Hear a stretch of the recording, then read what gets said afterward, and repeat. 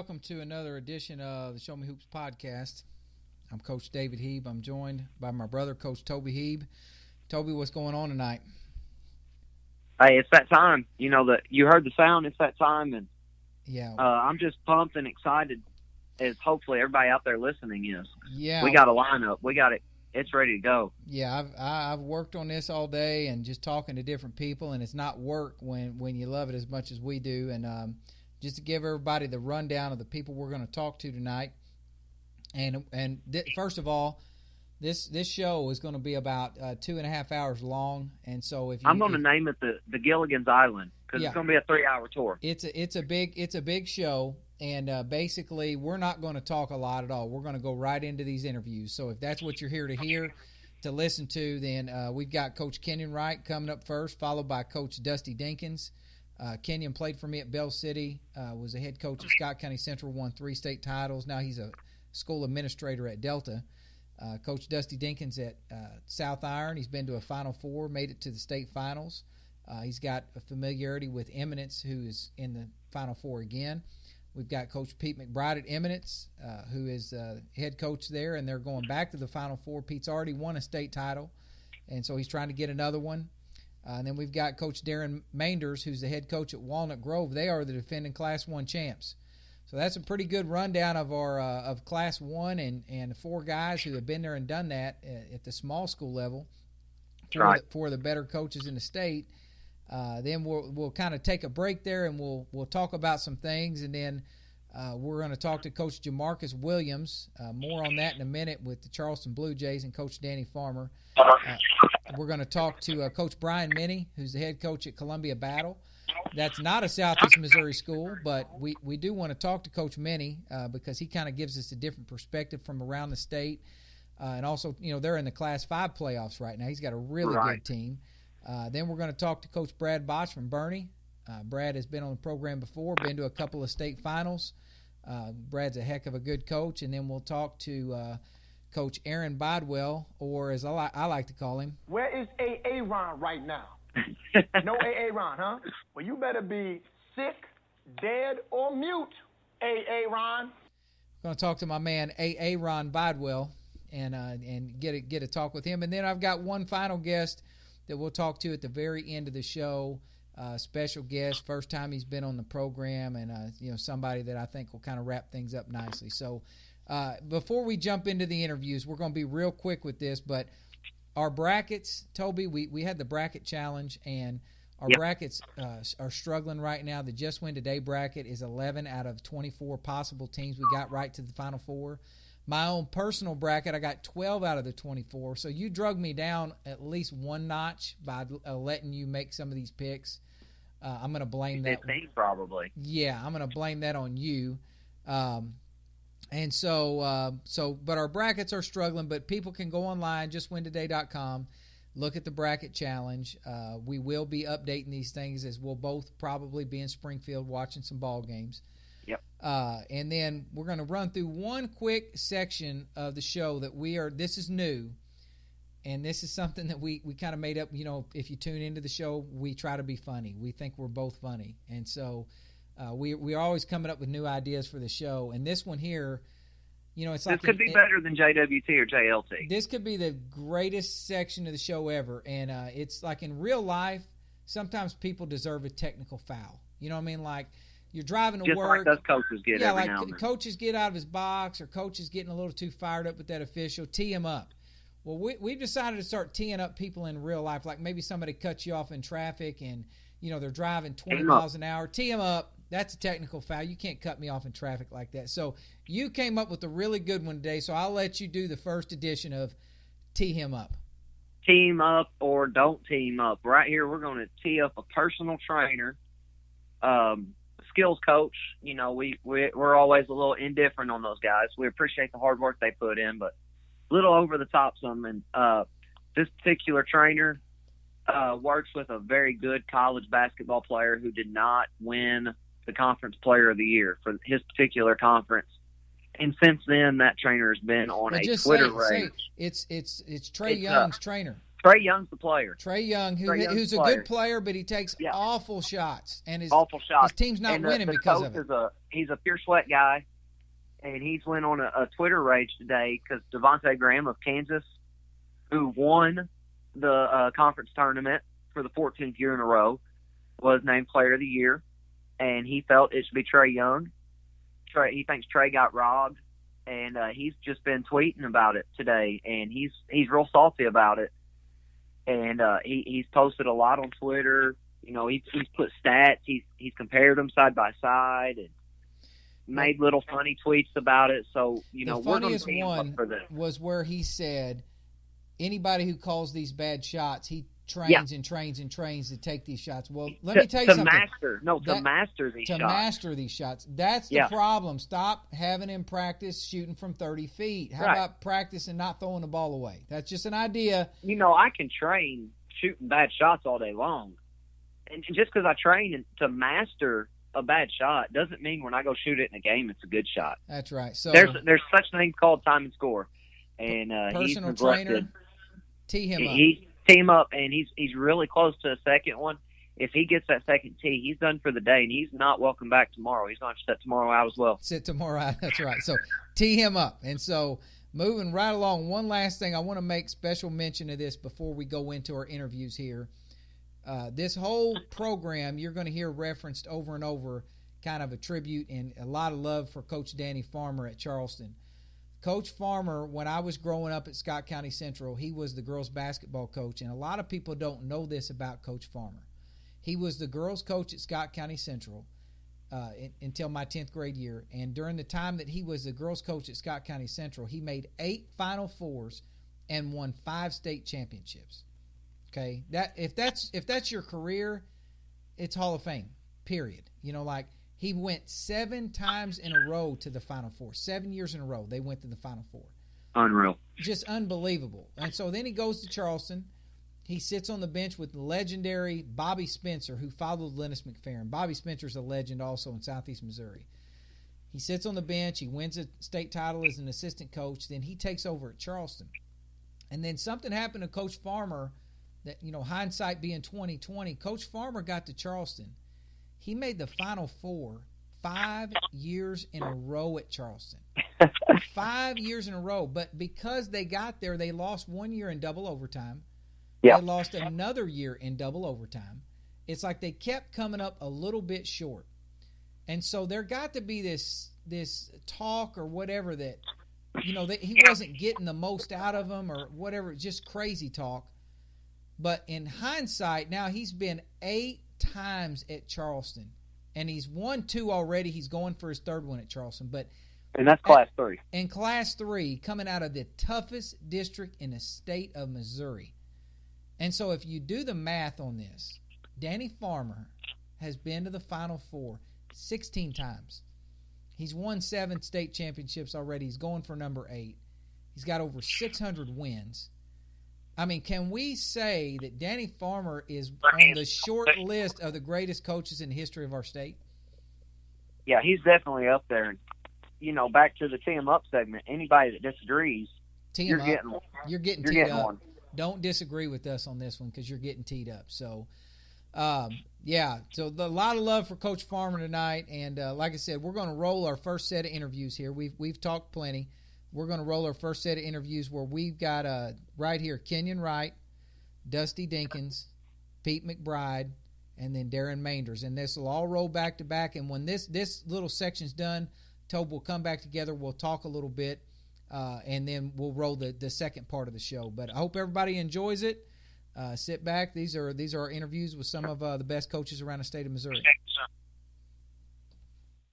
Welcome to another edition of the Show Me Hoops podcast, where I'm joined by one of my favorite players of all time, Kenyon Wright.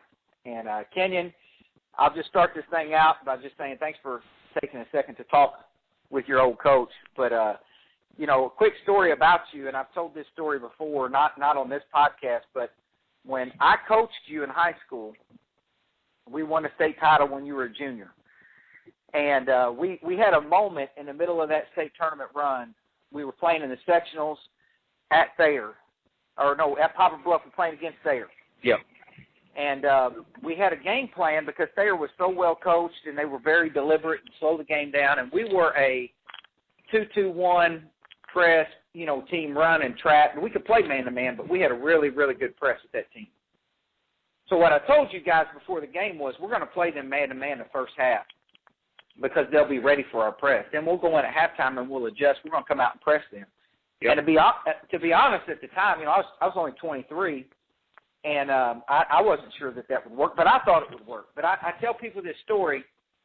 When I walked in a locker room at halftime and said, hey, here's what we're about to do, the way you looked back at me, you believed in me so much that you made me believe that I was right too. And I mean that. Like, I'll never forget the look that was in your eyes, like, man, this is about to work. That's really smart. That's right. And then, of course, your senior year, we got beat in a heartbreaker in the sectionals, and you hugged my neck and you whispered in my ear, you said, Coach, when I grow up, I want to be just like you. And now you've got 3 state championships, and I've only got 2, and so, dang it, I want to be just like you. And but, I sure am proud of you, and you've had a great career. Now you're principal, you're an administrator over at Delta. And we're doing a big Final Four talk today, and I said I can't talk about the Final Four without talking to my man Kenyon Wright. So, what's your favorite memory? You've been 3 times. You've got the greatest coaching career of all time. You were a head coach for 3 years. You won 3 state titles. Like it's the best that's ever been done. So, what's your favorite memory of the Final Four? Well, I always tell this story about speaking of Charleston going to the Final Four. The last year when I had Jalen and Lorenz and those guys, Jamarcus and little squirts. We were real small that last year. I was at Scott Central. Didn't have a lot of big kids. I mean, we were 5'10" was the biggest kid we had. It started right, and we were playing in the state championship game. We won the semifinal game. We beat Glasgow, beat Nick Kropp's team there in the at the old Hearn Center. And then we got to play in, of course, the Missouri Arena the next game, and we were practicing. I always say that Charleston was up there that same year, too. And I always tell him Randy Thompson, was his assistant, longtime assistant there. I remember Randy. That's right, yeah. And I always say that he's the one that won a state championship that game. He won the state championship for us. And here's how. Well, we were practicing. You practice in a little practice facility they got that's right there outside the gym. The actual big part of the gym. Everybody gets like 30 to 45 minutes. That's right. Of court time there before that same day you play. You get about 30 to 45 minutes of court time. Well, Charleston was practicing before us, but before Charleston practiced, the team that we were going to play practiced before them. Which not knowing that, Charleston's right beside us, and we play Charleston and that kind of thing. I'm sure their coach didn't think nothing about it. But whenever they were playing there, they Drexel, who it was.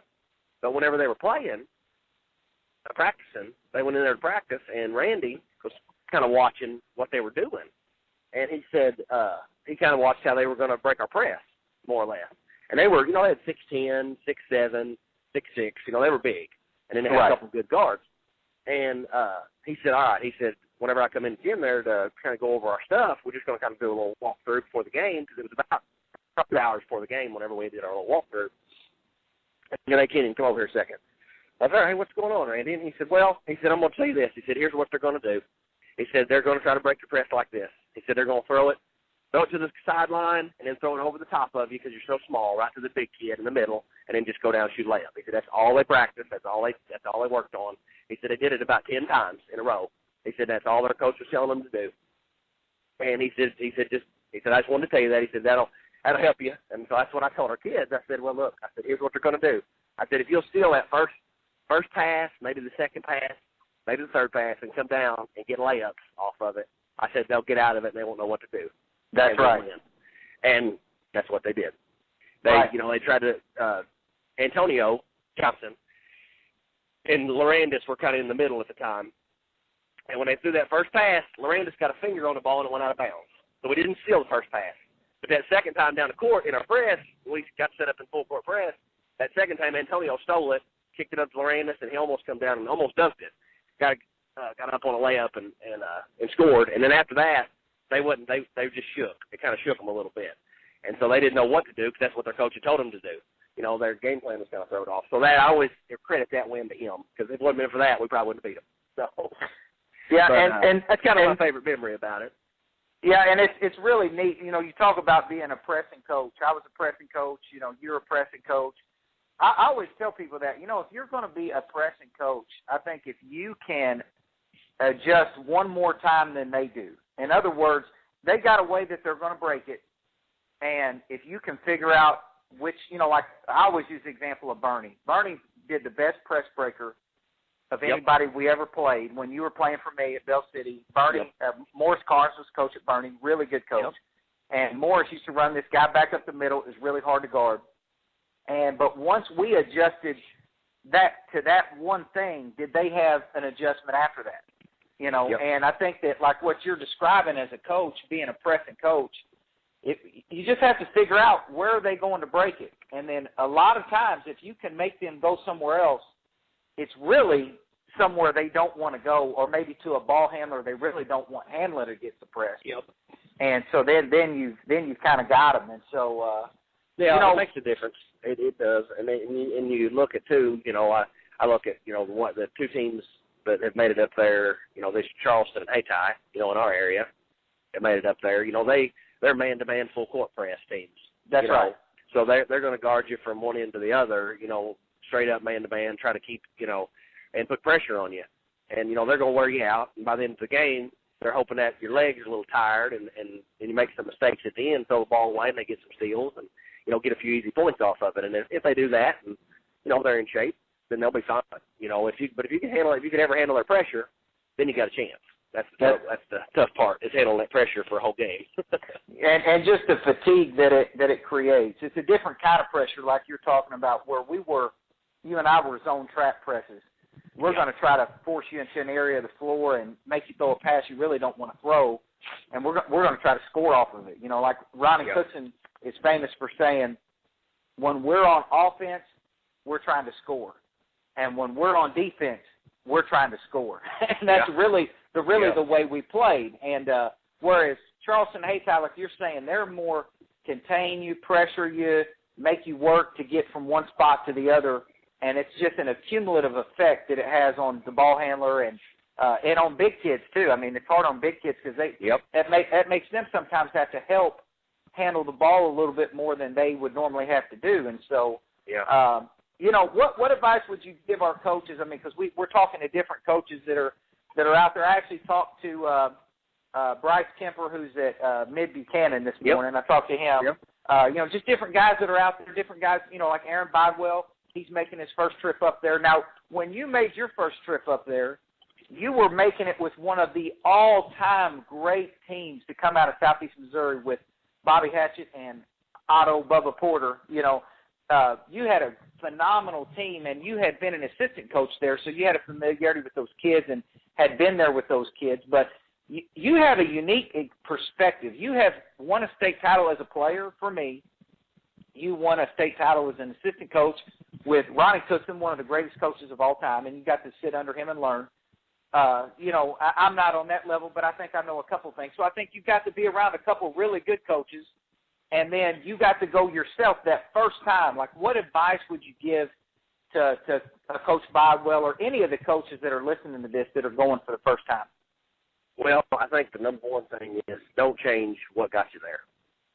I think that's a big part of it. You know, a lot of coaches get up there and you know, the officiating might be a little different from what it is down in Southeast Missouri.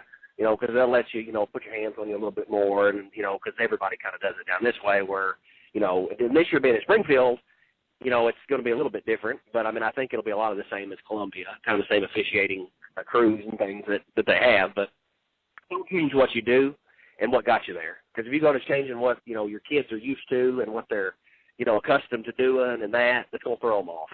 They're not, you want to keep doing the same things that you've always done all year. That's what got you to the Final Four. I mean, you go to changing that, you know, you go to doing something that you're not accustomed to, kids aren't ready for that kind of thing. You know, it's something you got to be, you know, they're prepared. You're preparing them all year, and, you know, you've done certain things all year, so keep doing those things. You know, if you get beat doing what you do, that's just one thing. But, you know, if you you look at it and from that perspective, hey, you know, we played this way all year. It's what got us here. If it happens and we get beat, then we get beat. But, you know, we're going to give it our best doing what we do.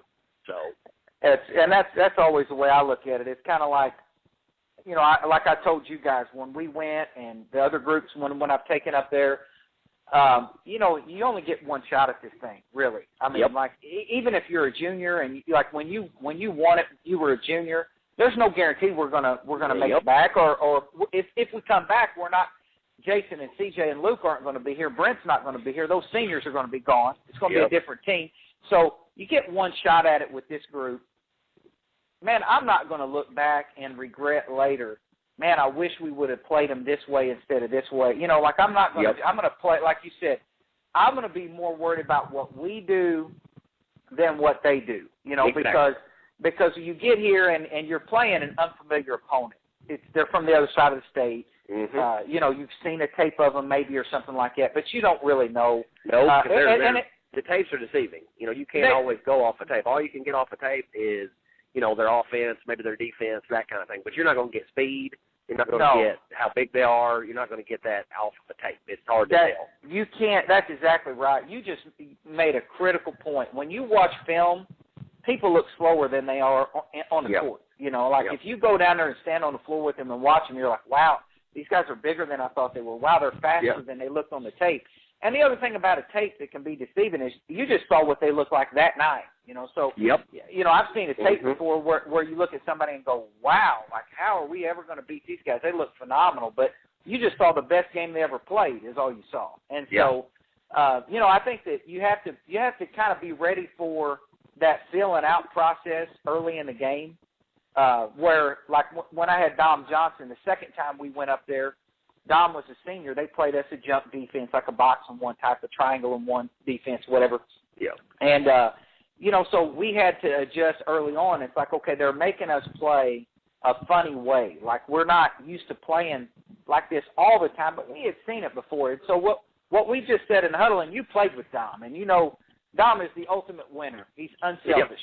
And so you know what Dom said in the huddle. The first time we went in the huddle and they're leaving Randy and Zach open, he told them, get ready. And when the ball come out of his hand, what was Dom saying? Shoot. Hit that. That's right. That's right. And so, like you said, that's what we had done every day for 2 or 3 years. So it was nothing different. And so at halftime, Randy had hit like 5 threes and Zach had hit like 4 threes. And, you know, it's like, y'all better try something else. You know, and so, you know, I just think you have to get into that. And then you also said something really important there about the officials. You know, the officials that go to the state tournament are good officials. Yeah. But officials are working with guys they've never worked with. Yep. You know, so that's a big thing. And then also, I don't like the way they evaluate the officials at halftime of games. I've never been a fan of that because it doesn't happen at any point during the season. You know, they never do that. So, in other words, don't go in there and tell a guy at halftime, well, you better call it like this and you better call it like that, because he comes out in the second half and calls a completely different game. He's already calling with 2 strangers who he doesn't even know, you know. And so I think that that's hard on kids, you know, like to get up there. And so as a coach, like you're saying, just be ready to adjust and kind of be looking for those kind of things. And so, and it's one of those things, too. You know, people say, well, you know, you can't do the things you did back, you know, in Southeast Missouri. But the trouble with that is, you know, if kids can play defense, they can play defense. You know, you just have to use your feet and remember to use your feet, not your hands. As long as they do that, as long as the kids are, you know, as long as you prepare them for that and they're mentally prepared to do so and keep their hands off them a little bit more than maybe what they are here, they're going to be fine. You know, it's just nice they realize that, you know, they're going to have to use their feet. If they're playing good defense all year using their feet, they're going to be fine. You know, so it's not one of those things that it's like a major deal or anything. It's just something you got to be aware of, I think. And if you're just aware of that a little bit and you think about it and your kids are prepared for it, you'll be that much better off, you know, starting that first game up there. That's right. That's right. I'm going to tell one more quick story on you before I let you go. the year after you graduated high school, you came up one night. We were playing at Bloomfield in the Souder County tournament. Yep. You came up and sat on the stage with me. I was scouting the game. You sat up there and was talking to me. And I said, hey, what are you doing tomorrow? Are you busy? And you said, no, what's up? I said, come by practice. I want you to come and talk to the guys. Do you remember what I'm talking about? Yeah, oh yeah. This? Yeah. Yeah. And so you came to practice the next day. You were a freshman in college. But obviously you had played with all the guys that were on our team, Dom and Randy and Zach and Derek and all these guys you had played with. And so you came in the locker room that day, and I told you, I said, I don't know what to tell you to say to him, but we were just in a little bit of a rut. And I said, Kenyon, I just want you to go in there and just make them, give them that attack mindset back. And you said something to those kids that when I think about it, it still gives me the goosebumps. It's one of the best locker room talks I've ever heard in my life. But I'll never forget that you said to those guys, you said, I want you to close your eyes. And you said, do you remember what it was like when this guy hit a three and that guy hit a three and we stole the ball, we did this? And you said this to me. You said, and we were beating them and there was nothing they could do about it. Like, when you just got caught in that run, and I'll never forget this. When you were talking, all of a sudden, guys started picking their head up and opening their eyes. And I'll never forget the look that was in Dom Johnson's eyes. Like, I remember what that feels like to just be pummeling somebody, a good team, and there's nothing they can do about it. And it was like that one little talk. We come out the next night, we play unbelievable. We come out the next night, we beat Dexter, and we snapped their 48-game winning streak on that court, whatever it was. Yep. But that talk that you gave, man, I mean, it just springboarded that team, and they ended up winning the state tournament. So, again, one of my favorite guys I've ever coached. There's no way I would be where I'm at right now had we not crossed paths. So, same here. So that's that's the thing about it, and that's what I enjoy about it, and the camaraderie and just the things I've been able to learn and that kind of stuff goes along with it, But you've always got to be prepared for what might happen. So that's right. That's right. Well, I always love talking basketball with you, and I appreciate you taking the time to do this. Totally, yeah. Glad to do it, and I'm headed up to the Final Four. I'm sure I'll see you there. Yeah, I'll be there. You owe me dinner or something, I'm sure. I know. I think so. I'm probably right. All right, but I'll see you up there. Okay, see ya. Okay, Kenyon. Bye-bye. Now I'm joined by Coach Dusty Dinkins of the South Iron Panthers. And, Coach, first time on the program, but you and I have known each other forever. And so I appreciate you taking the time to do this. My pleasure. Appreciate you guys asking me to come on. Yeah, and, you are no stranger to this trip. We're talking about the Final Four tonight. I know years ago, when I was coaching at Scott County Central, we came over to your team camp, and that group that you had that year, you actually made it all the way to the state finals. And so talk a little bit about just your own, memories of that trip, any advice that you'd have for other coaches that are maybe making their trip for the first time. Yeah, that was a real special run for our group. We had a great group of young men, and we actually had a lot of adversity to overcome. In September of that year, that was the 2007-8 season, we had a teammate, a junior, and his name was Ethan Riggs, die in a car accident. And our guys really were a tight group, and that really hit our school, our community, and our kids really hard. And, they really took that loss and really gave them that extra focus and desire to just, put everything out there all season long. No selfishness, no one thinking about themselves, just to play for the memory of their teammates. But we had a great run, a great ride, and it was a great experience. We won every tournament we played in that year. And that's a big deal for us, being a Class I school, and we play in the Park Hill Central Christmas Tournament with 16 teams. And you got Farmington, you got Festus. Back then there was St. Clair and also Hillsboro. They were in it, and there's a lot of big schools in that tournament. And for us to win that's just a really, really big thing for our community. So we were able to push through there and played a really good Bell City team. They were the only team to give us a loss during the season, and they had an outstanding run. And I think that year they went and took second in the state in Class I. We were Class II. So we had a good run, good finish there.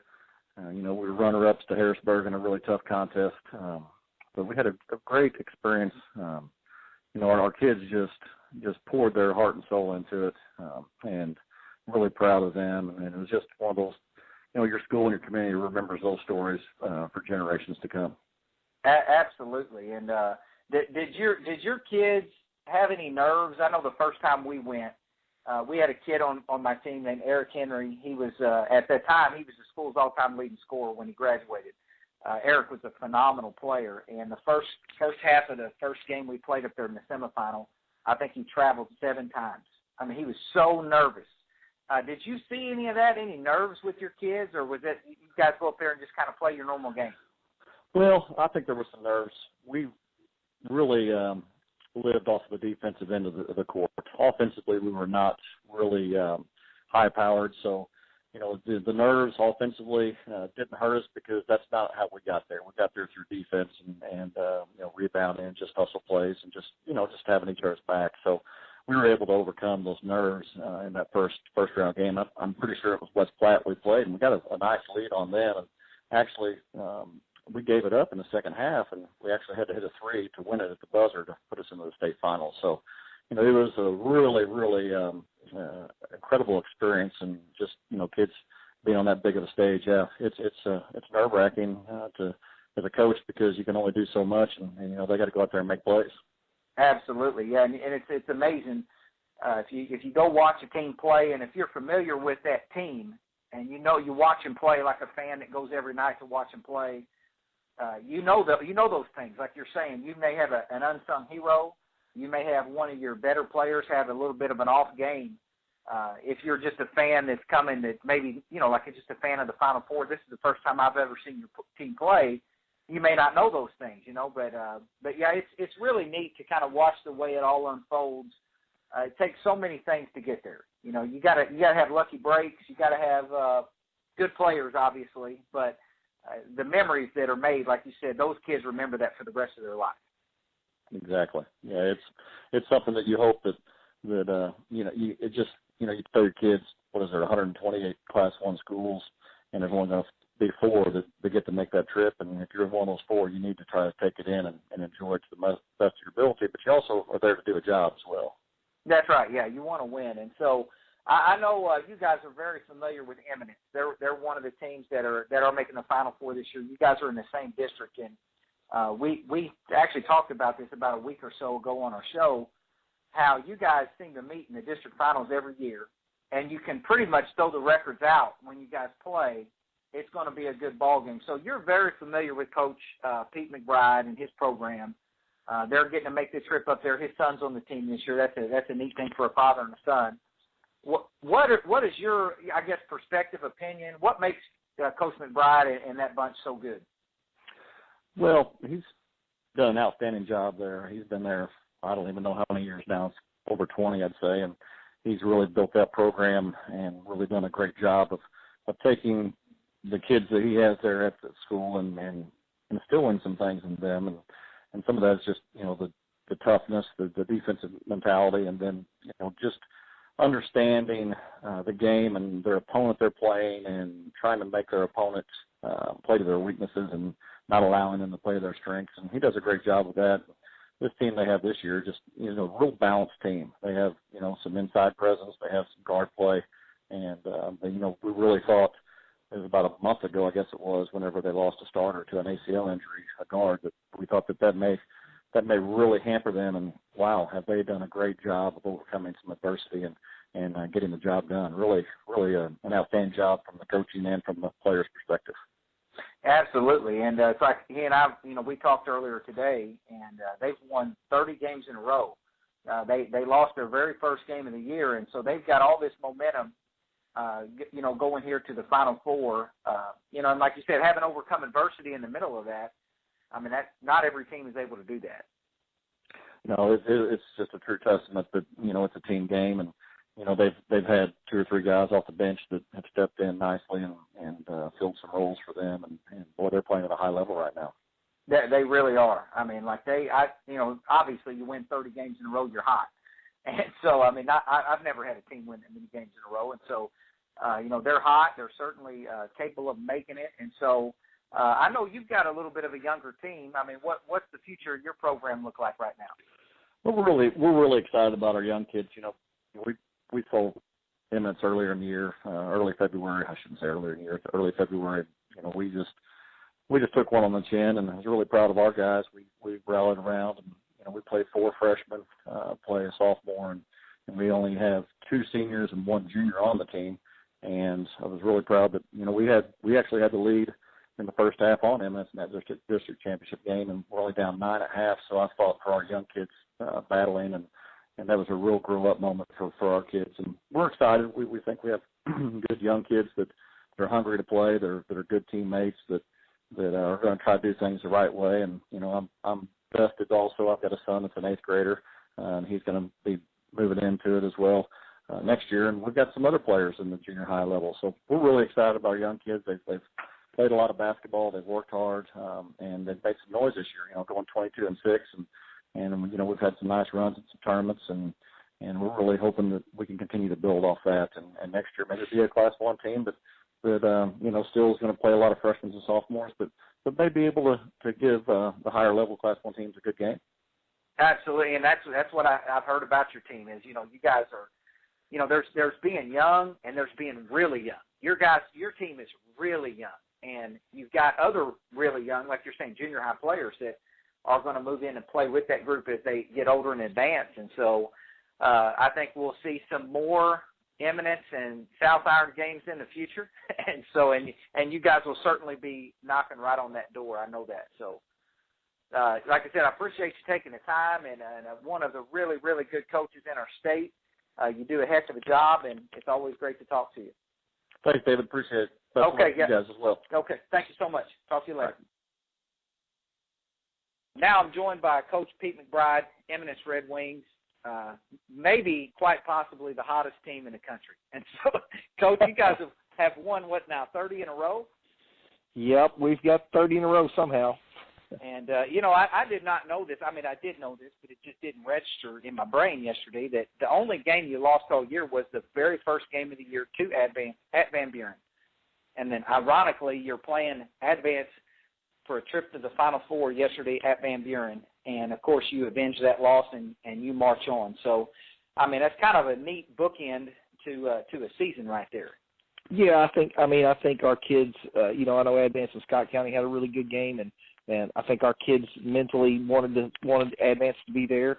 They got a great team, and you kind of want to go through the best team to get there. So I think our kids were glad it was going to be us two again, and whoever's going to represent the Southeast Missouri side of things. So it was fun.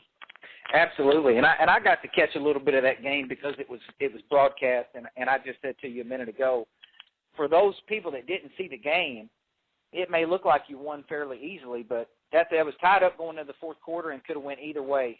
Coming down the stretch. I mean, so the way your kids closed the game out was just tremendous. I mean, I thought they kept attacking, but they did it in a way that was really intelligent. You didn't take any bad shots. You didn't have any silly turnovers. Just tremendous job of closing out the game, especially with so much on the line. Well, I think being in attack mode with them against the press was important, but also we couldn't be in a hurry. There's a fine line there. And the last 2 times we played them, last year in the quarterfinals and earlier this year, they made us rush. They made us play a little faster than we wanted to play. So getting the kids to go, we've got to attack this thing, but you can't take bad shots and you can't get rushed. And also I thought it was important yesterday. We turned the ball over several times, but very few of them equaled baskets for them. They were turnovers that we could get back and defend. So I thought that was really, really big. And really throughout the game had a feel of, we didn't feel like we'd had their best punch yet and knew it was going to come. So when they made that run in the third quarter, I thought, we talked a lot about not letting things snowball too much. They hit 3 threes in a row, I think, but we scored on those possessions too. So instead of it being a 9-point run, they gained 3 on us. So I thought some of that stuff was real big. Absolutely. Yeah, you did a great job of minimizing those runs and those, giant snowball effects that they can have. Because we know Advance, they've got, a good team, a good coach over there, and they're certainly capable of that. So looking ahead, I mean, have you had a chance at all? I mean, I know that you want to take just a minute to celebrate, but, the turnaround is really quick. I mean, have you had a chance to look at Chamois at all?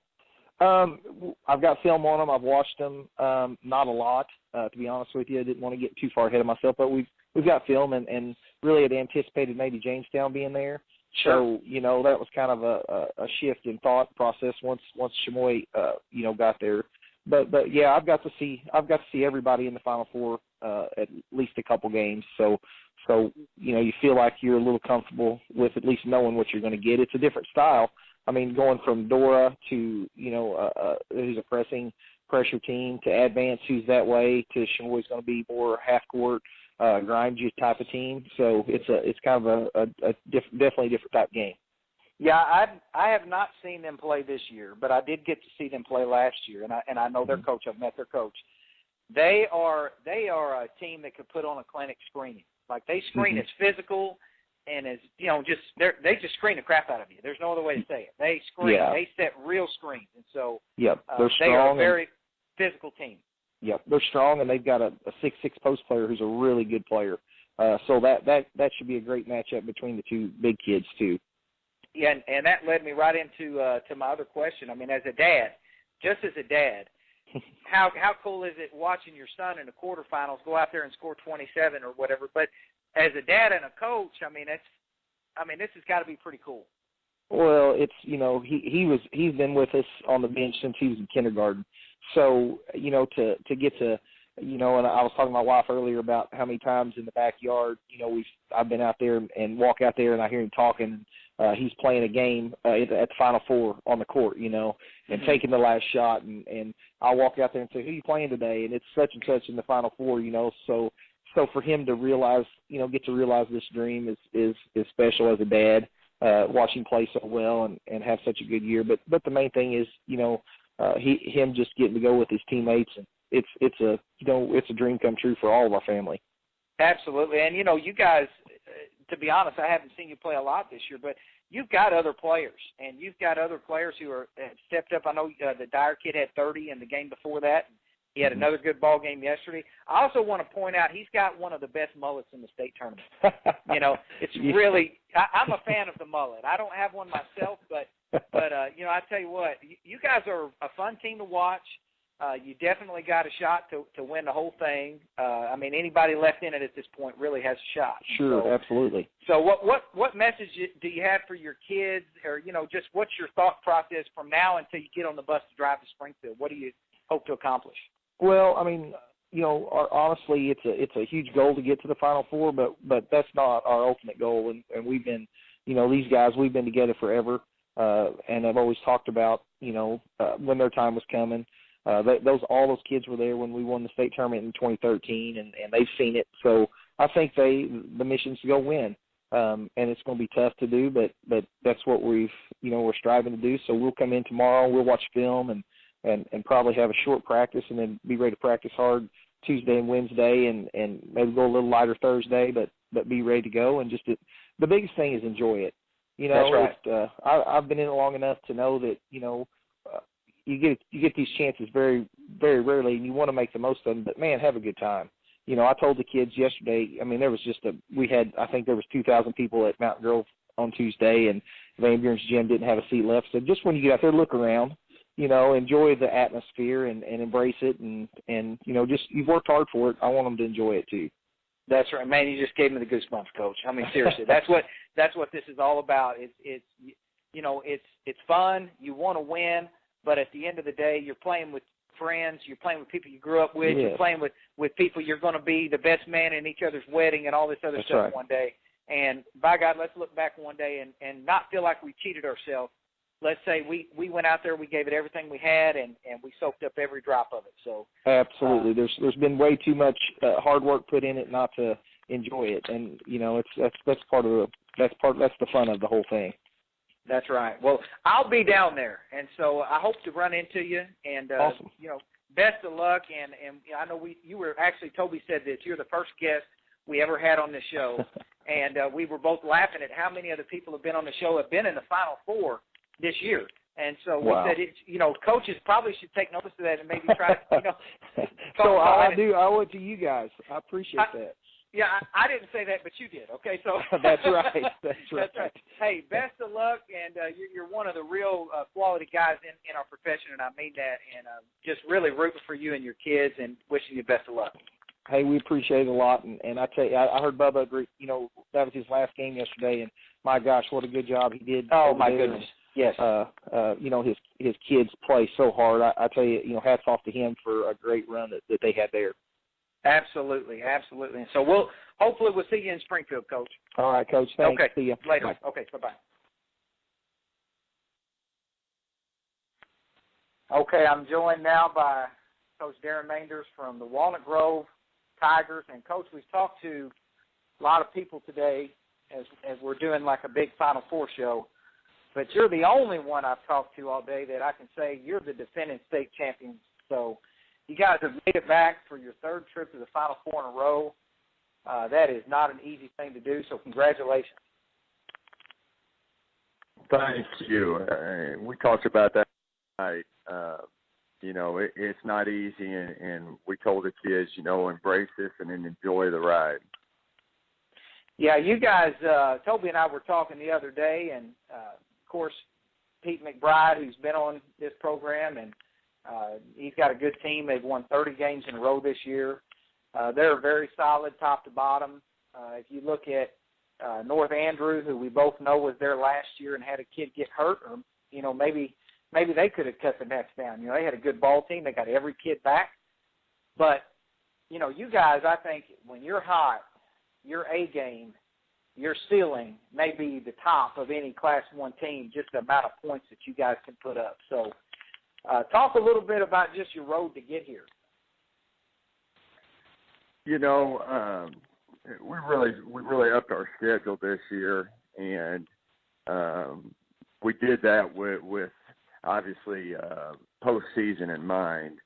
And unfortunately, we had an injury early in the season, and so Hunter Gilkey was out for 8 games, and we lost 6 of those games. So we went through some struggles, but we're back playing pretty well. We kind of rolled through districts and sectionals and quarterfinals. We end up winning by 20. But I still don't think that we have put together a complete game yet this year. So it's kind of like you said, we feel like the best is still out there, and that if we put it together and play our A game, that we can be a pretty tough team to handle. And I agree 100%. I mean, like when you guys are on, not only are you good, you're fun to watch. And the way that you guys press, the way that you can score points in bunches, and the way your kids move the ball. That's, I think, one thing that's very underrated. You get known for your shooting because you guys can make shots, but I think the way your kids are unselfish and the way they move the ball is always, to me, I think that's right. It's beautiful to watch. Well, and when we do that, we are so tough to guard. We've got 4 kids that can shoot it, and when we make that extra pass and make the next one or one more, as we always are yelling up from the bench, we end up getting a great shot instead of a good shot. And you, as a former coach, know it seems like when you make that one extra pass, the shot ends up going in. And so it's stuff that we do every day, and we haven't shot it as well as I think we should, but, we still believe that we have the ability to go on one of those rolls and one of those nights where we just fill it up from outside. And I'm hoping to see one of those nights, to be honest with you. It's fun to watch. And so how do you feel this year about the tournament moving down to Springfield? That's not a question I've asked to a lot of other people, but, having gone to Columbia the last couple of years, and, the Final Four hasn't been in Springfield since I believe it was 1991. I mean, it's been years since it's been down in Springfield. So what do you think that's going to look like? I think the crowds are going to be a lot bigger. I actually was here. I came down and watched in '91, and the crowds were amazing, and I think that's a neat thing. It's funny that you asked because we were really excited about it because we knew that we could sleep in our own beds and our kids could stay home. But it has created some things that we didn't think about. And when you go to Columbia, you're in the hotel, you go to a shoot around or you go to eat, and then you're back to the hotel and all the kids are together and you know where everybody's at. This year we're not going to stay in hotels, we're staying home. And so we have to meet at the school, go do what we're going to do, drive back 30 miles to the school. And so it's a different atmosphere. I do think we have the advantage of sleeping in our own beds compared to being in a hotel. But, we really didn't think about this, all that time that your team stays together and bonds. Now we're going to have to really work to create that. That's a fascinating point that you just made because, when you guys came to Columbia, you're traveling, and I can relate to that. We were coming out of Southeast Missouri having to travel. And there is something to be said about, going on a road trip together as a team. And, there's good and bad with that. Coach Cookson, I'll never forget whenever I was a freshman, sophomore in high school, I was a JV player, but I was a pretty good JV player. We just so happened to have like 17 players on the varsity. And, so he had to actually cut down to 15 players. That's all you could dress for the state tournament. And I won't use the exact language that Coach Cookson used because it was colorful. But he told those last 2 or 3 or 4 guys that never got to play that sat on the bench, he said, David wants to go so bad. If you guys can't be quiet in the hotel, this is when we were actually going to the quarterfinal game. And he just basically, I'll summarize in a more politically correct way. He said, you guys aren't going to get nervous because you're not going to get in the game. But the point being, you got guys who love the trip and who, they're going to have a good time, but they're not thinking about your guys like Logan and some of your better players who they've got to get up and perform the next morning. And so, that's happened before where team goes on the road and the bench keeps the starters awake too late or whatever, and you don't play well the next day. And so you don't have to worry about that this year. That's kind of fascinating, but you're also not, like you said, going through that bonding process either. So. Right, and I tell you, it's so different than when I was growing up and when you were growing up. You talk about kids getting sleep. I don't know what the game is, but Fortnite now. These kids, they're playing live on PlayStation, and they're playing till 1 or 2 in the morning. So they may be home, but they're probably going to be playing Fortnite and got their headphones on, talking to each other, even though they're in different towns. So it's a complete different environment than when you played with Coach Cookson, when I played growing up. But again, I do think when you have the luxury of being in your own house, that you are going to sleep better. Absolutely, and your fans will travel a lot easier. It's a short drive from Walnut Grove to the arena there, so you guys will definitely have a big outpouring of support. And so, you've got 3 teams that I think everybody thought at least could be here. Eminence or Advance, I think, could have went either way. But that's not a shocker that Eminence is here. It's not a shocker that you're here. It's not a shocker that North Andrew's here, even though they barely got by in overtime. The other reason, there's some unknown with that other reason, but Chamois has made their first ever trip. So congratulations to them. But, what do you think about the field? I know you got your scouting report, and I'm not asking you to give up too much information here, but what do you think about the field of teams that are up there this year? Well, you summed it up. North Andrew, they were there last year. They returned their top 8 players. They're undefeated. So they're obviously they're a handful. Eminence, Pete does a great job there. His son's a heck of a player. He's got good kids around him. 6'7", and he's going to be a handful. So you're going to have to play, and I think it's a great field for the Class 1. Whoever's in the state championship, whether North Andrew or us, is going to be ready to play, and whoever they face. And I'll tell you, I don't know much about Chamois, but you can't take anybody lightly if they're in the Final Four. And, that's exactly right. If you think it's going to be easy, that's when it'll sneak up and get you. And so, our kids, we're not going to change what we do. You know what we do. It's not a secret. We're gonna force tempo and we're gonna try to play fast and if we get a look, it's going up. And so, we took in our sectional game the other night, we took 48 threes. So, our kids are gonna shoot it. Wow. So here's the real question. If I can get a seat close enough behind your bench, do I get one timeout? Only a 30, not a full. Can I call one timeout if I sit close enough to your bench?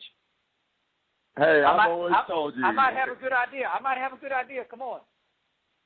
Anytime you want, you come up there, you can draw up a play. I told you last year you were welcome to come to our shoot-around before the state championship. You know that. But, no, definitely, I love to. It's always great to see your friends and see people that you don't get to see a lot. And like you said, it's going to be a big crowd. And I think the one thing that Southwest Missouri does is they love their basketball, and you will have people that will be sitting there all day watching games, and they won't have a team had or a horse in the race. They're just there because they love basketball, and they'll sit there all day and watch every game. And I don't think we saw a whole lot of that in Columbia. I agree. I think that's the biggest difference of bringing it down here. I agree 100%, and that's why being in Columbia, I could drive about a mile, but I'm looking forward to coming to Springfield for that exact reason that you just said. I'm hoping for the kids' sake that the atmosphere is terrific, because for the last several years in Columbia, it has not been, just flat out. It has not been a great atmosphere unless you made it to that championship Saturday. Then it was pretty good. But the first couple rounds were not, and I'm really hoping for the kids' sake that it's a great atmosphere and they get to make some memories. And we're wishing you the best of luck. You're one of the really good guys in our profession, and you always do a great job, and I'm happy to see your guys make another run at it. Hey, I appreciate it, and thanks for all you guys do. Okay, thanks a lot, Coach. Good luck. And that was Coach Darin Meinders closing up that first batch of interviews there. And yep. If you include me in the conversation there, Tove, I was figuring it up. This will be good. You've got 8 state championships and probably about 13 or 14 Final Fours right there on the phone. So let's throw this back real quick. I'm going to take what you just said. I'm going to go in a different direction. Okay. 8 state championships, 13 Final Fours. You talked to 4, so adding you would make 5 coaches. Right. And since this is the Danny Farmer tribute. Right. What's his numbers again? One guy? One guy, 16 Final Fours, and maybe 8, hopefully 8 state championships at the end of this. He's got 7 right now. So 1 out of 2, yeah. So basically, all 5 of our careers put together are not Danny Farmer. And like you said, that's a good lineup you just talked to right there. Yeah, you're talking to some guys that are that are good, really good. Just goes to show how great Coach Danny Farmer is. And we're going to jump into our next round of interviews here in just a second. I'm going to tell a quick Coach Farmer story. Coach Farmer was the coach there at Scott County Central, and when I was growing up, the junior high boys would scrimmage against the high school girls every day after school. We would go in and scrimmage each other. And my 8th grade year, which was 1992, the girls finished that year undefeated. They were undefeated. And the way we did practice, Coach Farmer, I played for Ronnie Cookson. Ronnie Cookson's legendary, great coach, one of the greatest of all time. His practices were hard. They were long. You played for Coach Cookson. You know what I'm talking about. Yep. It wasn't just that You're there for a while. It wasn't that it was grueling or anything. It was a long practice, and you got to get your work done. Coach Farmer ran us more than Coach Cookson did, okay? And he also ran us more than I've ever seen anybody run any kids, even more than I ran you guys. That's saying something right there. Yeah. Coach Farmer's practice was really simple. At the end of every quarter, we scrimmaged like an 8-minute, 10-minute quarter. At the end of every quarter, we would run a sprint or a sideline for every point we lost by. So a sideline is 7 down and backs on the sideline. And he did it that way because all the girls and boys would have to run at the same time, because we might have to run for every point we lost by, but then they might have to run for every point. They're supposed to beat us by 10 or something, and they only beat us by 8. So we're all running on the sideline, 7 for every point, whatever game he came up with that day. And so they beat us for about a week, and then we just decided, you know what, we're tired of running. We're done running. And they might have been 28-0 that year, but they didn't win another game after school. I mean, we pounded those girls. And to put that in perspective for people, about 55 down and backs on the sideline is a mile. Yeah, and I mean, we just ran and ran. And then at the end of practice, after doing that for like 6 or 8 quarters, you had to run 5 double killers, 7 double killers is a mile. Yeah, 5 double killers and 5 down and back sprints. And every player had to make every line drive. If one guy didn't make it, it didn't count. And, he was just relentless. He was not a screamer or yeller. He was not. I can tell you, I've very rarely heard Coach Farmer get angry. Just calm and steady. But, buddy, we're going to get our work done today, and we were in shape, and we played hard, and you learned to compete playing for Danny Farmer. So a couple of notes here about one thing we've heard the officials come up. Kenyon talked about the officials. Yeah. Here's a bit of advice, and I mentioned this in there. The officials at the Final Four get evaluated at halftime. Right. So you go back at halftime, the MSHSAA evaluator comes in and they give them feedback, and they're going to come out in the second half and adjust based off of the feedback they get. Now think about just the absurdity of that, okay? So I would say to coaches and players listening out there, like, you adjust game to game in the year. Like one night, you've got Jay Cookson and Lloyd Rice refereeing. You're going to get to play that night. They're not going to blow the whistle every 5 seconds. The next night, like one official that I really like in Southeast Missouri, a guy named Scott Amick, but Scott called a lot tighter game. I used to hire Scott for so many home games a year because I knew he would call a tighter game, and I wanted us to be used to that in case we saw it in the playoffs. So if you show up one night and it's Jay and Lloyd, you play one way. If you show up the next night and it's Clay Gravitt and Scott Amick, you play a different way. Well, in a state tournament, when you get to the Final Four, you need to adjust half to half. You need to walk out there and tell your players at the start of each half, pay attention, and we've got to adjust in the first minute or two, because everything might have been a charge in the first half and nothing's a charge in the second half. Or everything is hand-checked in the first half. That's what I was about to say, too. Nothing's hand-checks in the second half. That's going to be the main one right there you got to keep a key on. Yeah. Is and hand-check. That's a big point of emphasis anyways, and that's the easiest thing for them to call. Yeah, especially at the Class 1 level. Keep an eye on that. And then the other one would be, I got a few texts while we were talking, while it was playing there, about South Iron starting 4 freshmen and their younger kids, how good they are, even the junior high. And people saying, watch out for this group from South Iron. They're going to be really good. And then one more thing, you're going to hear this over and over throughout the other interviews, but Coach Meinders just said it. Other people, Kenyon talked about it too. He said, we're not going to change a thing. This is how we play. This is who we are. And, that's just some great advice. I mean, you got to get into strengths and weaknesses. What are our strengths? What are our weaknesses? Everybody's going to try to make everybody play to their weaknesses, but be sure that you play to your strengths. Yeah. That's some advice. And, last week on the show, we talked about what do you do going into, this deep of a run in the playoffs. And 2 things that was said amongst these coaches you talked to today were the 2 things we said. I mentioned, don't change what you do. Do what got you here is what Kenyon said. And Coach Meinders said, we're going to we're not going to change what we do. We're going to press and we're going to shoot.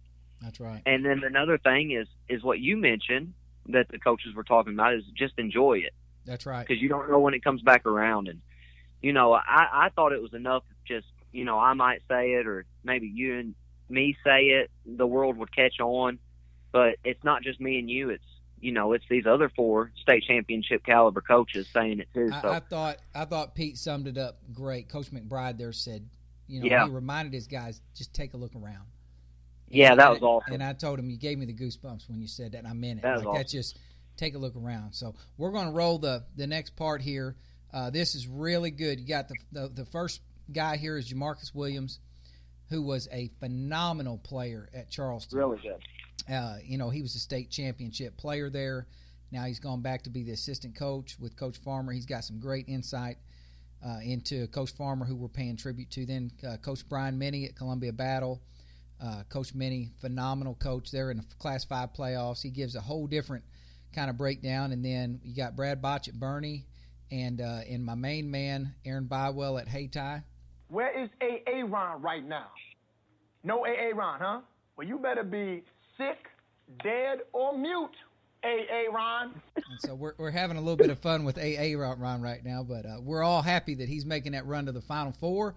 Yep. And so here's our second rundown of coaches, and I hope everybody enjoys this. I'm joined right now by a very special guest, a guy who I've actually coached against.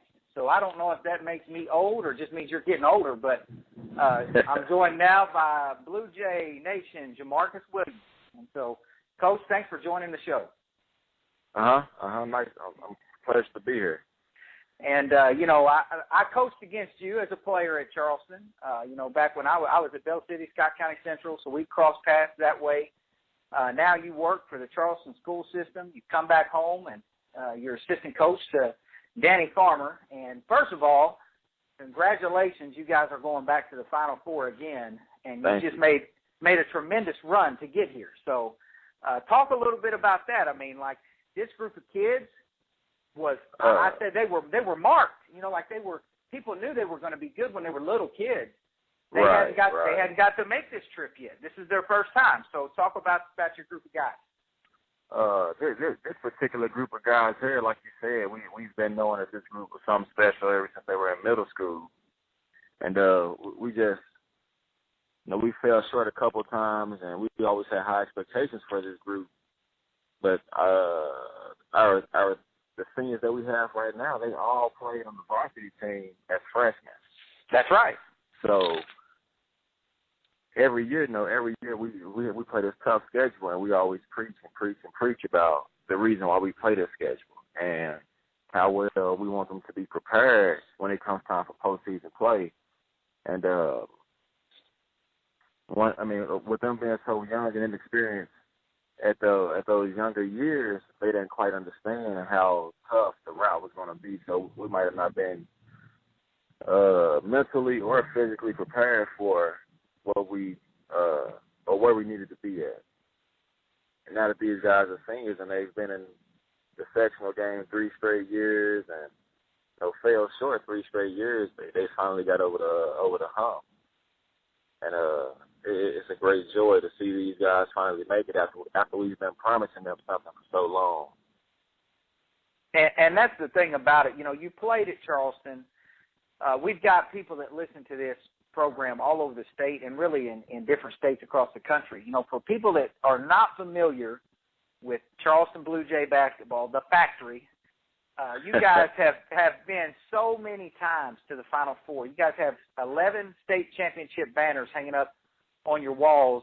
You know, arguably the greatest basketball program in the history of our state. Now, I'm a Scott County Central Brave, so I can argue with you about that. But the bottom line, we're both, you know, like a part of a great tradition, and you guys, the tradition you have there at Charleston, it's second to none. It really is. And so for a group of kids to come along and finally, you know, break through, I told my brother Toby when we do this program a couple weeks ago, I said, I just got a feeling about this group of Charleston kids. I just have a feeling that they're not going to be denied. And so here you guys are. You had to beat some good teams just to get out of your district, to beat Malden and get out. Right, Malden was tough. That's a good team that you guys beat. Yeah. Then you beat Saxony, who beat you last year. That's another right. good team you beat. And then last night you beat Whitfield with Mizzou Tiger recruit Torrance Watson, who scored 51 points. Right. And you guys were able to overcome that and not only win the game, but kind of win going away. So just, again, congratulations. It's a tremendous accomplishment. So to all the people that are out here listening, let's switch gears for just a minute. And as a player, you made this trip so many times and finally got to win it your senior year. What advice would you have, not only for your players, but any other players that listen to our program that are out there? What advice do you have for the players that are going up there to play in the Final Four? Let me say this. Going up there 4 years in a row, I think our team made the mistake of switching things up. And I know all the greats have always said, if it's not broke, don't fix it. Our senior year, we just kept things the same. The locker room, the field was the same. We cracked jokes on each other a lot. We just relaxed. Just do what you always do. Do what you do the previous 30 games. Don't get to the Final Four and decide to be more serious or more focused. You've been focused all year. That's why you got to the Final Four in the first place. So just keep things the same, relax, and just play the game you love. Yeah, that's great advice. And I was talking with somebody else earlier today, one of my former players, Dom Johnson.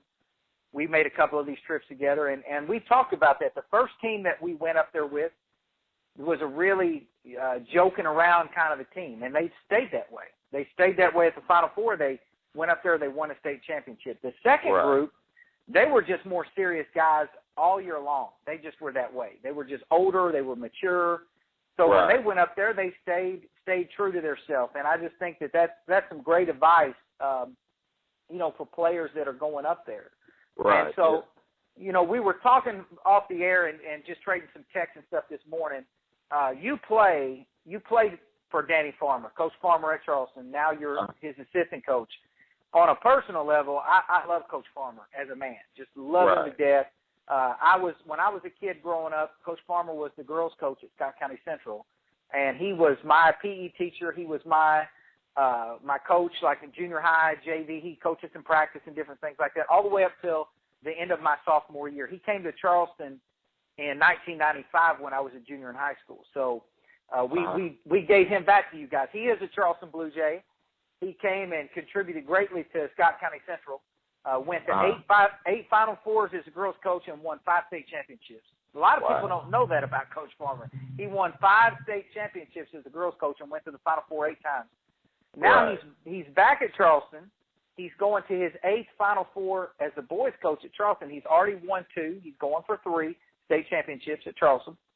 So when you add the numbers up, I don't think people realize Danny Farmer has been to the Final Four. Now, this is the 16th time he's going to the Final Four. It's just unreal. I'm telling you, I guarantee you that's got to be a record in our state. Because, it has to be. I don't know of anybody that's been more times. He's got to have over 600 wins now.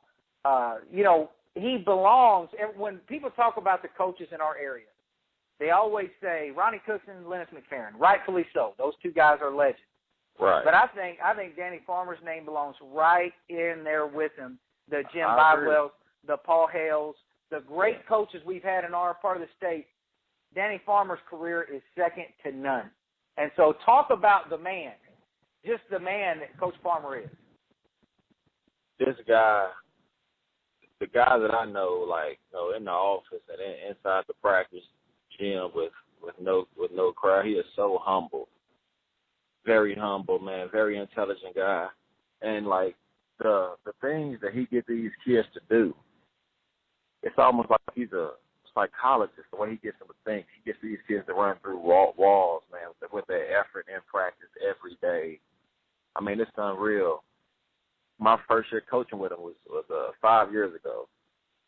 And the learning curve that I had was harder than any college class that I ever took in my life. I mean, that was the year when I learned that coaching maybe 25%. I mean, and that's probably too much. I'm going to say 10, 15% X's and O's. Oh, my goodness. Preach. Oh, my Preach. God. The mental, getting these kids to believe in your system and to trust you, that's everything. That's everything. I mean, every year we're not the biggest school anymore as far as size, or even with the size of our kids physically. I mean, we face bigger schools with bigger kids, and we still, like, every year we are still a contender. And we don't feel like we don't feel like we're ever just going out to get beat down by anybody. We always feel like we have a chance, and Coach Foreman gets these kids to believe the same thing. I mean, it's just amazing the way he does it and the things he say to get them to realize that they can achieve anything that they want to achieve if they just set themselves up to do so. And I mean, he just gets these kids to put out a ton of effort, man. It's unreal. And I think that's, you know, there's an old saying in coaching, it doesn't matter how much you know. It matters if they know how much you care. The kids don't care how much you know until they know how much you care. And that's one thing I can say for Coach Farmer, just having been around him. I remember I ran into Coach Farmer when I was in college. He lives in Sykeston. This is when his boys, Danny and Ashton, were still younger kids, like in elementary school. I've known Danny and Ashton since they were little bitty kids. Uh-huh. And he was out at the Little League fields in Charleston. His kids were playing baseball, and we bumped into each other. I was probably like 20 years old. And Coach Farmer, he stopped. We had this conversation, and we hadn't seen each other in a couple of years. But he treated me like he's seen me just yesterday, you know. Right. And just the way, you know, and like if I call Coach Farmer tomorrow and say, Coach, I need a favor, I know he would do that for me. Like he's Most just definitely. He's that kind of man. And he gave the best locker room talk, the number one locker room talk I've ever heard in my life. When I was a freshman in high school, I was a pretty good player, but there was a kid in our class, in my class, that was always our best player from the time we was little kids growing up. And my freshman year, he got mad at some people at school. His parents got mad at the school, basically, and they moved him to Oran. And so when he went to school at Oran, they already had a good team at Oran that year, so they got seeded number 1 in the Bell City JV tournament. We got seeded number 3. So the championship game, Coach Cookson was actually out of town. He had to go out of town to do something else. Coach Farmer went and coached us in the championship of the Bell City JV tournament against Oran, against this boy who we had all grown up with. Right. And we were friends with him, but, you know, of course we want to beat him, you know. Right. But then not only that, but just the disrespect that we felt like we should have been seeded number 1. And in hindsight, it's funny because it's like, you know, do y'all have to seed us number 1 every single year? It's okay if you see somebody else number 1 once, that's fine. But no, not the Coach Farmer. Coach Farmer gave this speech, Jamarcus, I'm telling you. When he was done talking, it was basically, so they're going to seed them over y'all, and they're going to do this, and they think they're better than y'all.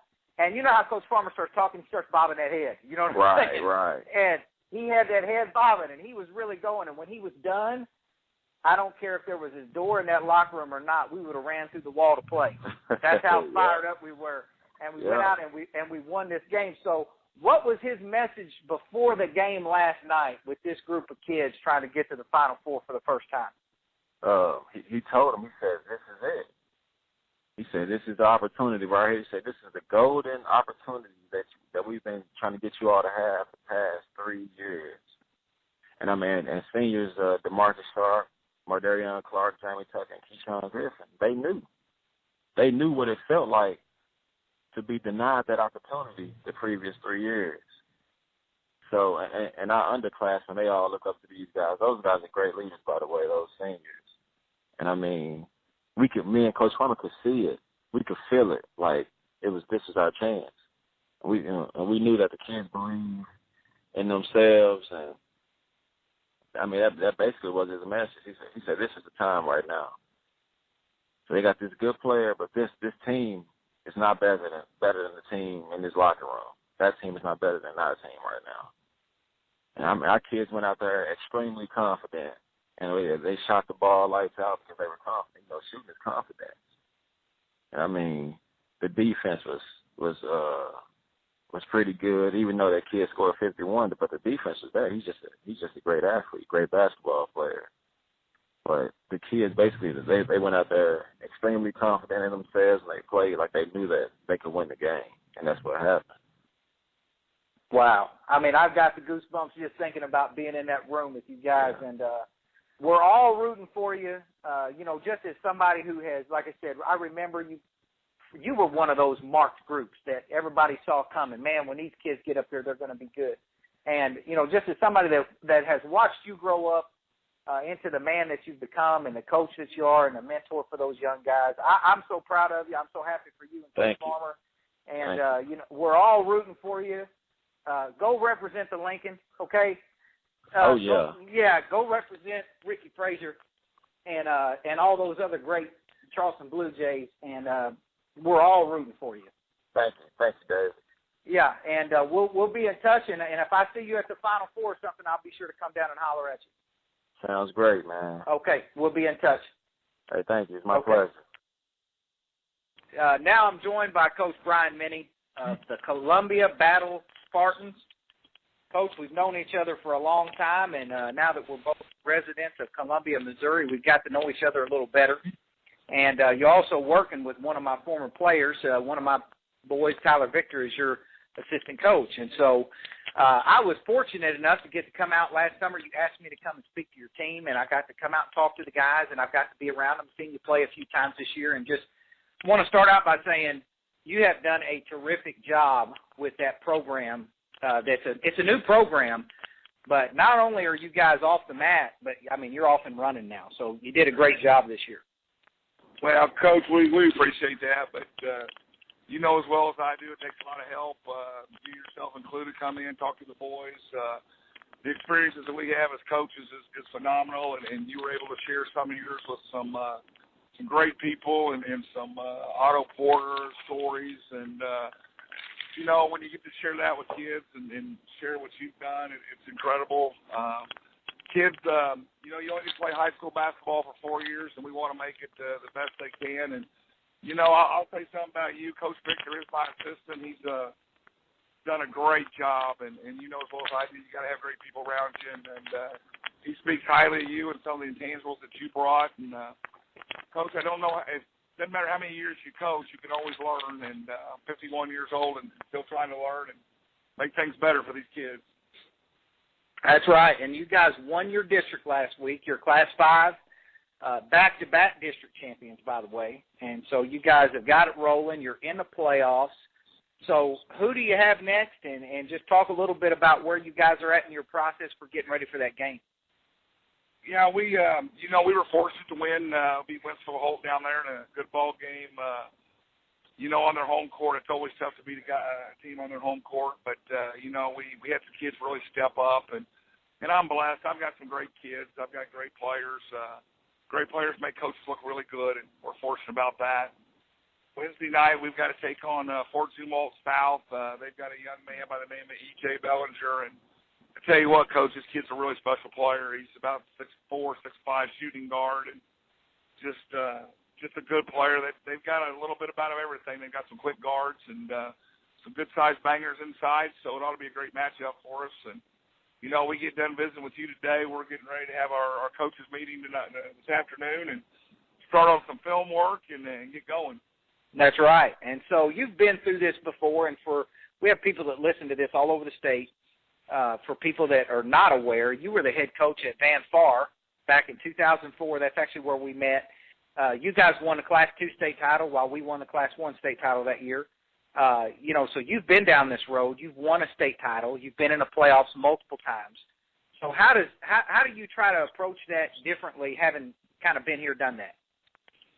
Well, I believe that, each team's a little bit different, and the kids on your team's a little bit different. We got those kids that would be in the gym 24/7 every day if we would, and let them. And, you got kids that work hard. They always work hard when they're there for you, but may have other things.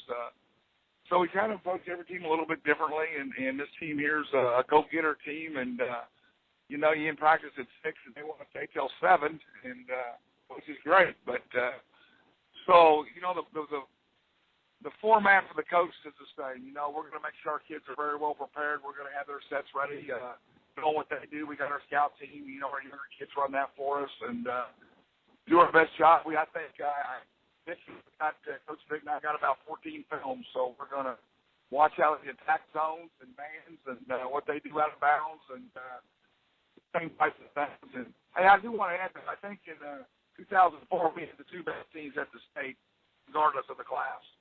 Yeah, we were both pretty solid that year, that's for sure. And we were there, and then Centralia was up there that year. They had a good team, but yeah, I would have took my chances with Dom Johnson against just about anybody, to be honest with you. So, and that was a good team that you guys had also. And now you're one of the coaches. We talked to another guy this morning, Pete McBride, who's down at Eminence. They're going to the Final Four in Class 1. Coach McBride's a friend of mine. His son is a junior on the team this year, so he's getting to make this run with his son on the team. I know your son, Trey, is a senior, all-state player last year as a junior. He's had a phenomenal career. Just as a dad, what is it like getting to go through this with your son? It's special. But it's special, but it's tough, Coach. Coach McBride said the same thing. I'll say that again. We got some really great players. He had a chance to maybe take a forced three to put that game in overtime, and instead he went baseline with his left, a little hezzo, and kicked it to the freshman, and Kachow stepped up and hit that three, and that's part of the growing process as a player, and my son and whoever, that you got to make the right play, and that's more important than scoring 40 or 50 points in a night. That's right, and I know you and I, we've texted and talked back and forth through the year. And you are really proud of the growth of, like, Alex Smith or David Galentine or Kachow, your freshman, which, by the way, he's got the best name in the whole state tournament. Kachow. That's like if the kid's got to have game with a name like that, right? But you're proud of all your kids. And one guy that I always talk to you about, he's my favorite player in Columbia, Missouri this year, and that's your sophomore point guard, Marcus Grant. Marcus has supernatural instincts, and he's a really quick player, but just the way he sees the game, the way he competes. So talk about the rest of that group of kids that you've got and just how they've grown. Well, I tell you what, I think, Coach, and I know you know your basketball, but Marcus is a special player. You cannot be good unless you've got a point guard do some things. And, my son Trey can knock down some shots, Alex can knock down some shots, but the ball to them on time, in the pocket. So, his ability to beat a man to a spot, chest up, get that quick steal, that quick hands, and it's incredible. It's that high caliber. Unfortunately in our game, Coach, this, everybody wants to just see whoever scores the most points automatically gets this or that award. But you're not going to win a district title, a state title, unless you've got all the pieces around you. And that boy can really go. Yes, he can. He can. And it's one thing to be quick in the first place, but he's quick and he's in the right spot. And he's a lot of times getting to the right spot before anybody else on the floor sees the play developing, and I just a lot of times when I'm at your game, I'll sit with Tyler's wife, and I'll just tell her, just watch Marcus. Like, it's hard to take your eyes off of Marcus, especially on the defensive end, just the things that he's able to do. And, your whole team is just grown up so much. You guys have improved throughout the year. And so now you've got a shot, at that Class 5 level. What does the rest of the field look like? I know that you're focused on the team that's in front of you, but, who are some other teams out there just for our listeners looking at it at the Class 5 level? Well, I still think the state title goes through Webster Groves. You got Courtney Ramey and Cartier Gordon, two big-time players, two nationally ranked players together. And I still think the title goes through them. Everybody says, well, they got 9 losses, but, they played a national level this year. They flew places and played some of the top teams in the country, Memphis East and Team Penny and a whole bunch of guys. And they did a lot of that without Ramey. Ramey was hurt. Ramey was hurt. He hurt his wrist there in practice before the season started. I know his dad well, and, they weren't going to rush it back. And, the fans can say what they want, but when you got players that have injuries, you got to take your time with them. And, they're starting to click again, and here they come. And, a couple other teams that, people may not think about, but Hazelwood Central is pretty good down there in St. Louis, and then Rockbridge sitting right here in Columbia. They've got 3 kids that are dynamite. Battle in Rockbridge, we have our wars and everything, but I'm going to support those kids when they make that run, and I look for them to be in the Final Four for sure, and see if they can get things done. Absolutely, and you just hit a few of the teams that I would have said also. I mean, Rockbridge, they're as talented as anybody. The question is just, are they going to be able to get over that hump against a Webster, against a great player like a Ramey? That's going to be what the whole thing comes down to, and that's why we love basketball so much, because this time of the year, one or two things are going to happen, Coach. Somebody is going to upset one of these great teams like a Rockbridge or like a Webster. Maybe it'll be you that pulls off that upset. And if you're in the gym when that happens, it's magic to see that kind of an upset. Or what we'll see happen is these great teams continue to advance until they play each other. And then, of course, that's going to be a knockdown, drag-out, and it's going to be a lot of fun to watch. So either way it goes, March is the best time of the year if you're a basketball fan especially. I agree, Coach. It's what you play for. You want your kids to be better at the end of the season, and I tell people that all the time, that we will be better at the end than we are at the beginning, and it's held true the last couple of years and throughout my career, and it's a lot of fun, Coach, a lot of fun. It is, and, I just appreciate you making me look like such a smart guy, because I've been on the battle bandwagon from the beginning, and I've been telling my brother and everybody that listens to our program, keep your eye on Columbia Battle. Keep your eye on Columbia Battle. And so here we are in March, and you guys are still playing, so maybe I know what I'm talking about. I'll take you in my corner, Coach. Yeah, I appreciate it. Hey, good luck, and if you can, try to get Tyler Victor to do some work. Try to get him to do something, okay? I mean, the guy, I know it's hard to get any work out of him. I speak from experience, but try to get some work out of Tyler Victor, okay? Well, the best thing I can ask Tyler is, I've done this a time or two, Coach, so don't take this personal, but I say, what the heck would he do right now? What would he do right now? All right. Yeah. And I'm not going to say everything he tells me.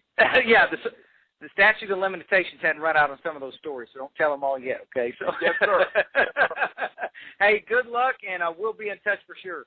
All right, thank you, Coach. Okay, yep, good luck. Bye-bye. We'll see. Okay, I'm joined now by Coach Brad Botsch of the Bernie Mules. And, Coach, hadn't talked to you in a while. I know you got a baby on the way here in about a month, and so first of all, congratulations, and appreciate you taking a minute to talk to everybody. You bet. Appreciate you having me on. Yeah, and, it's been a long season, and Toby and I were laughing this morning. We said, if you just look at the roster of coaches that we have talked to off and on throughout the year, man, everybody had a good year, and some people a little better than others. They're still playing. But you guys had a heck of a year, and like we were just talking before we came on, your district final, you played Hayti, game, back and forth, tight ball game, could have gone either way. So now they're going on to the Final Four, and you and I are both at home watching it. It's always tough, when you feel like that could have been you. And you just made a great point before we started recording this, that this has happened to you several times where you guys were right there, and then a couple times you've been the team that's got to go to the Final Four. And the point that I'm making is you guys play in arguably the best Class II district in the state.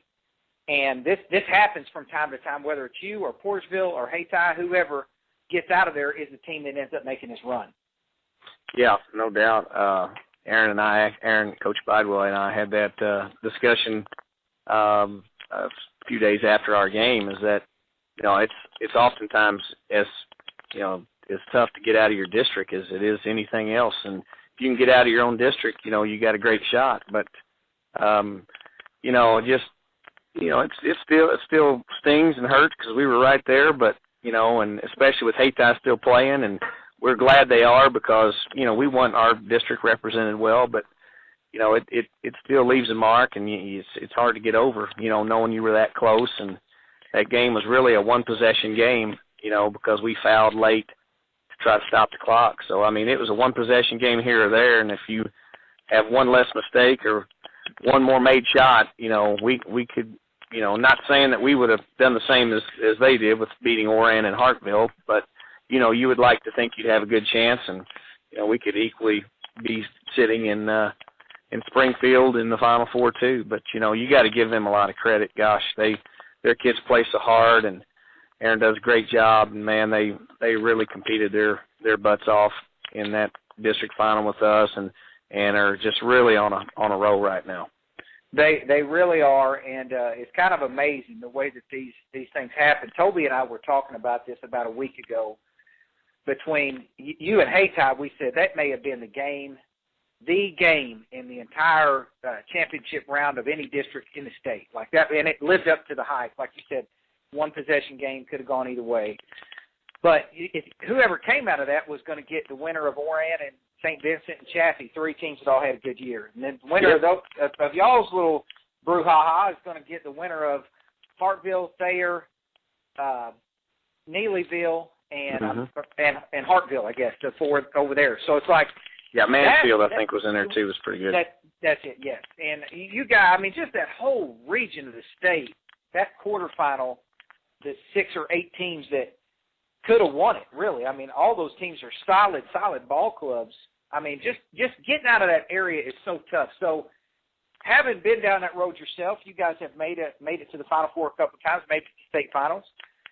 What advice would you give the other coaches that are maybe getting to go for the first time that are listening to this? I think some of the best advice I got when we did get to go and was just try to have as much business as usual. There's a lot of distractions and a lot of things, and a lot of hype, which is good. It adds to the atmosphere and the buzz around the school and the community.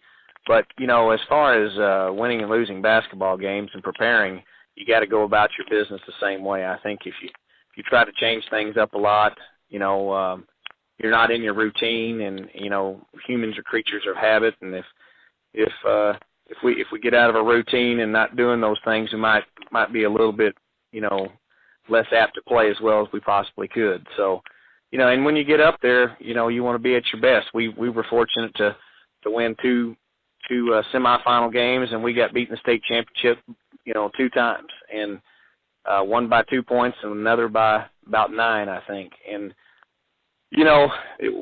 it's such a difficult, long road in the season to get there, and so hard to get there. I think sometimes people don't realize how difficult it is, and it's often taken for granted. But man, you got to fight like crazy, to get scouting, and you got to the practices all year, and continuing to motivate kids throughout a long season is a difficult thing, and it's a long road, but it's well worth it. And Coach Bidewell and Coach McBride and those guys do a great job, and I'm sure they're going to represent the area really well.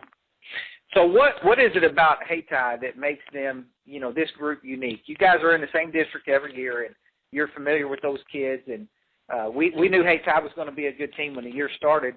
I think they may have outperformed expectations, to be honest. I don't know that anybody thought they would end up where they're at.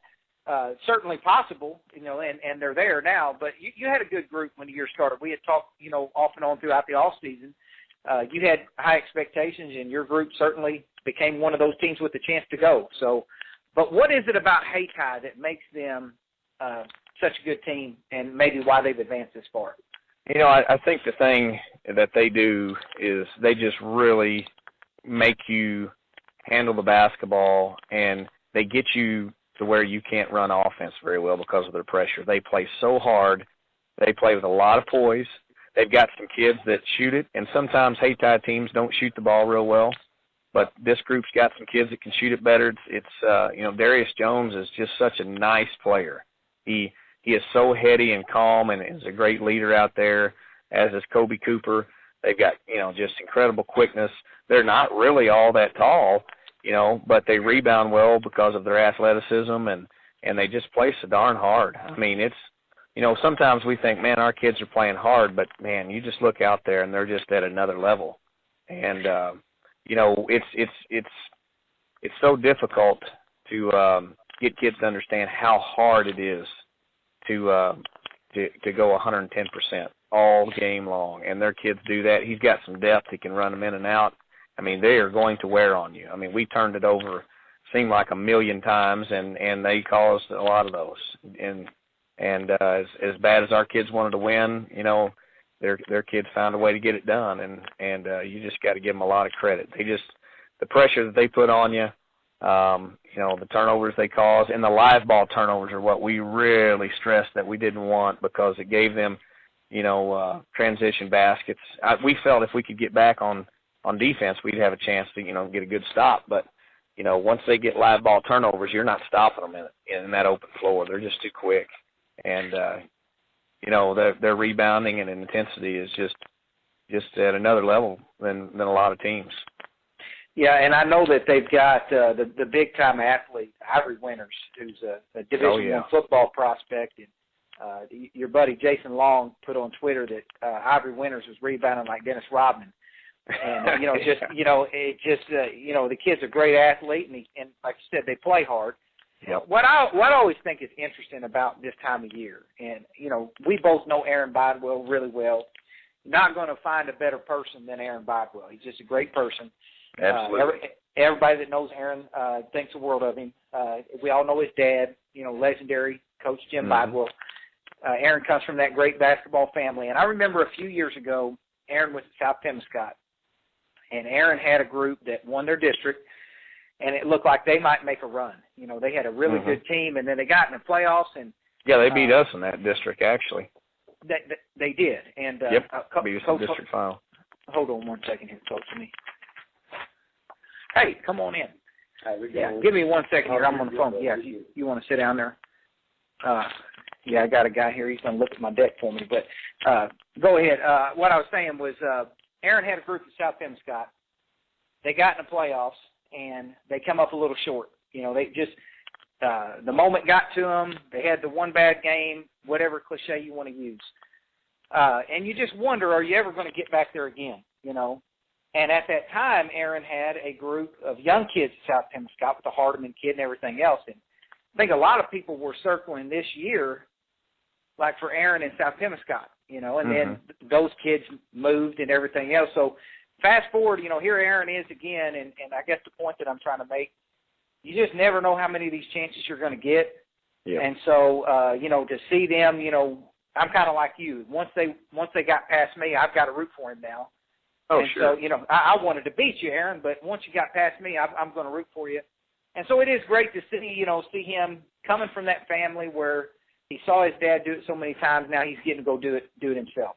Yeah, really cool thing. I mean, and you said it, you know, you just don't know how many chances you're going to get. I mean, I knew we were going to be competitive enough to have a chance, and that's really, at times, that's all you can ask for. But, you know, in the end, you know, you feel like, you know, you got a great shot yourself, and you just never know how many more chances are in the cards, because it's just so darn hard.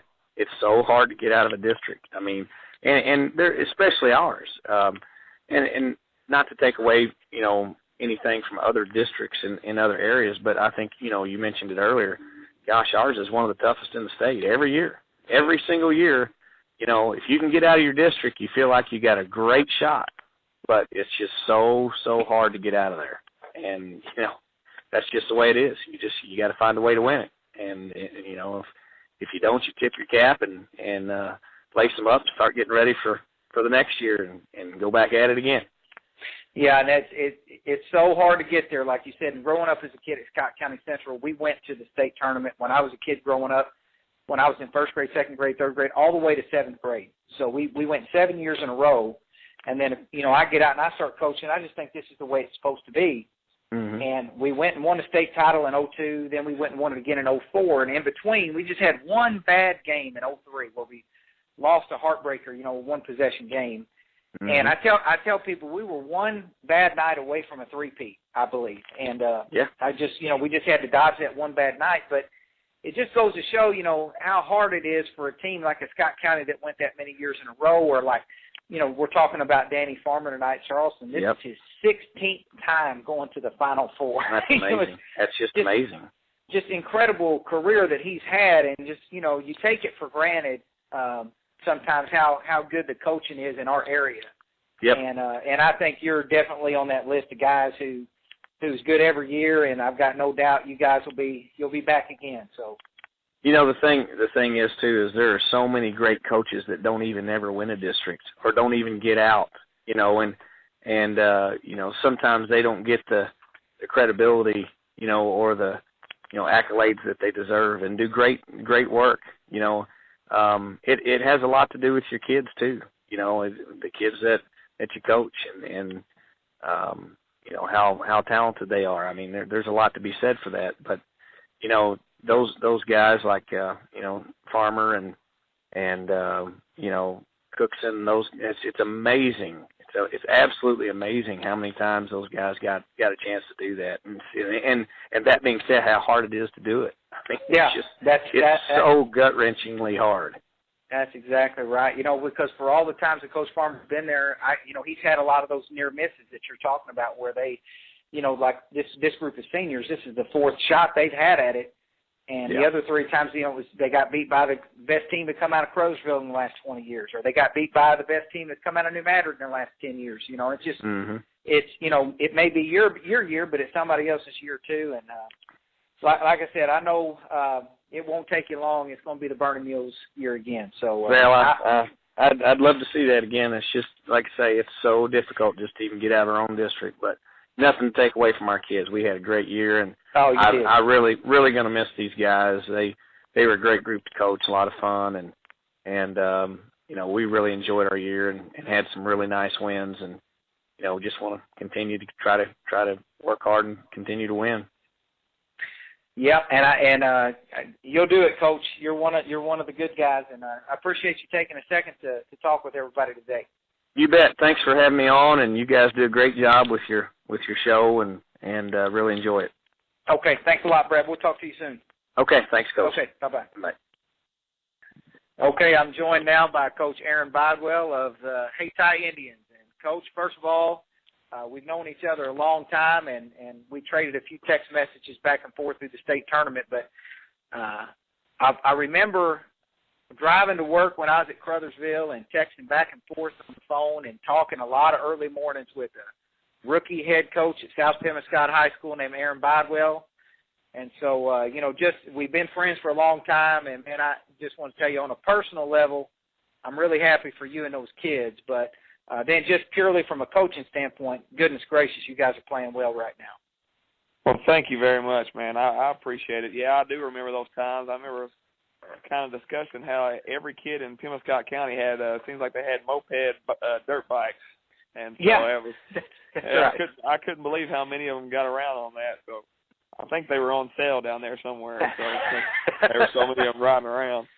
But, right. Yeah, man, we've been very, very blessed to have. Good Lord's blessed us with some kids that have kind of gritted up, the last couple of weeks or last month, and just kind of really wanted to keep the season going, high character, and they don't want to end it. So we've been, very happy to compete against high quality programs, against three coaches that I feel are some of the best in the state. And so it's kind of been a fun ride, and we're kind of hoping to keep it going. Yeah, and that's what Toby and I talked about a couple of weeks ago. That Class 2, just the quarterfinal, that whole quarter of the state, if you go down the list of coaches and teams that you've had to beat to get where you're at right now, you had to go through Brad Botsch at Burney, who's one of the best coaches in the state. Brad does a terrific job. Yep. And had to beat them at their place in a game that could have went either way. I mean, down to the last possession. Yep. Then you got to beat Joe Shoemaker, defending state champions at Oran. Joe's been to 3 Final Fours and won a state title, and they're a very, very good ball team. Right. So that's tough. And then you got to beat Hartville and Brett Reed. Brett does a phenomenal job. Yeah. And Brett, they've won a state title 2 years ago. So you definitely had to, take down some giants to get where you're at. But anybody that knows you knows that you belong in that same sentence with the rest of those guys. And your kids are playing so well. What do you think is the thing that has turned a corner for your group, maybe from mid-January conference tournament time to now? because you guys were highly thought of. Everybody thought you had a good team. Yeah. But I think you've taken it to another level where you're playing at right now. Yeah. Well, we we won't forget this night probably ever coaching, because it was a night where, Coach Halford over at Malden, won the conference and blew us all out. He blew everybody out of the water as far as, that week, and they were playing great basketball and had a fantastic year this year over at Malden. But we lost to them at Portageville, and we went into the locker room, and us three coaches just kind of stood out there and say, okay, where do we go from here? So we went in there, and I remember thinking, this is the turning point of our season. We're either going to get beat in the districts, maybe even the first couple of rounds, or we're going to try to get serious and see if we can, make a run. But that night, that'll be the night that we will remember the rest of this year, and the kids will remember too. We'll never forget, we went to practice, and us three coaches, we were just kind of wondering how it was going to be. And we had four seniors, they were the first ones on the floor ready to go. And they were ready to practice, and they were focused in on, okay, because like I know, if a kid doesn't buy in to what you're trying to sell to them, it's not going to work. I mean, you're not going to win. I don't care if you got talent, if you've got tradition or whatever, they've got to buy in each and every year. And it was that night of that loss that we'll remember probably. I know I'll remember the rest of my life because of the character of our kids coming out and practicing the way they did. And, after that practice, we kind of came together and said, okay, we think we can do this. Not a lot of people probably believing in us after this loss because they beat us pretty bad. But after that night, we said, okay, let's just see how far we can make this run after this practice. And it's not a certain game or, it was actually that night that we all took a picture that night together. And we say, okay, if we go to the Final Four, let's send this to each other and just say, hey, this was all worth it. And it was, because we're very happy to keep playing. Wow, that's one of those great stories that doesn't get told. That's just that behind the scenes stuff that, as a coach, man, I can just tell you that gives me goosebumps. Just because I've been in those rooms and I've been, like you said, in those turning point moments of the season to where it truly could have went the other way, but if not for a great bunch of guys and a great bunch of kids. So and I'll say this also, there was two assistants that also, because like I know, if you don't have a good assistant and somebody that's got your back in that moment, because they could easily went out to the stands and say, oh, this guy don't know what he's doing, or they could have went in the locker room and said, no, coach, we're not going to do this tonight. We're ready to go home and see our families.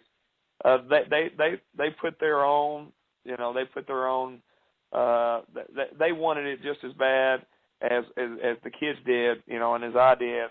And there was a total support from, from that night. And they were like, hey, let's go do this, and so they deserve a lot of credit, Bart Chance and Casey Gilmore that night also, because each kid, our kids, have a certain person that they listen to for a certain thing. That's right.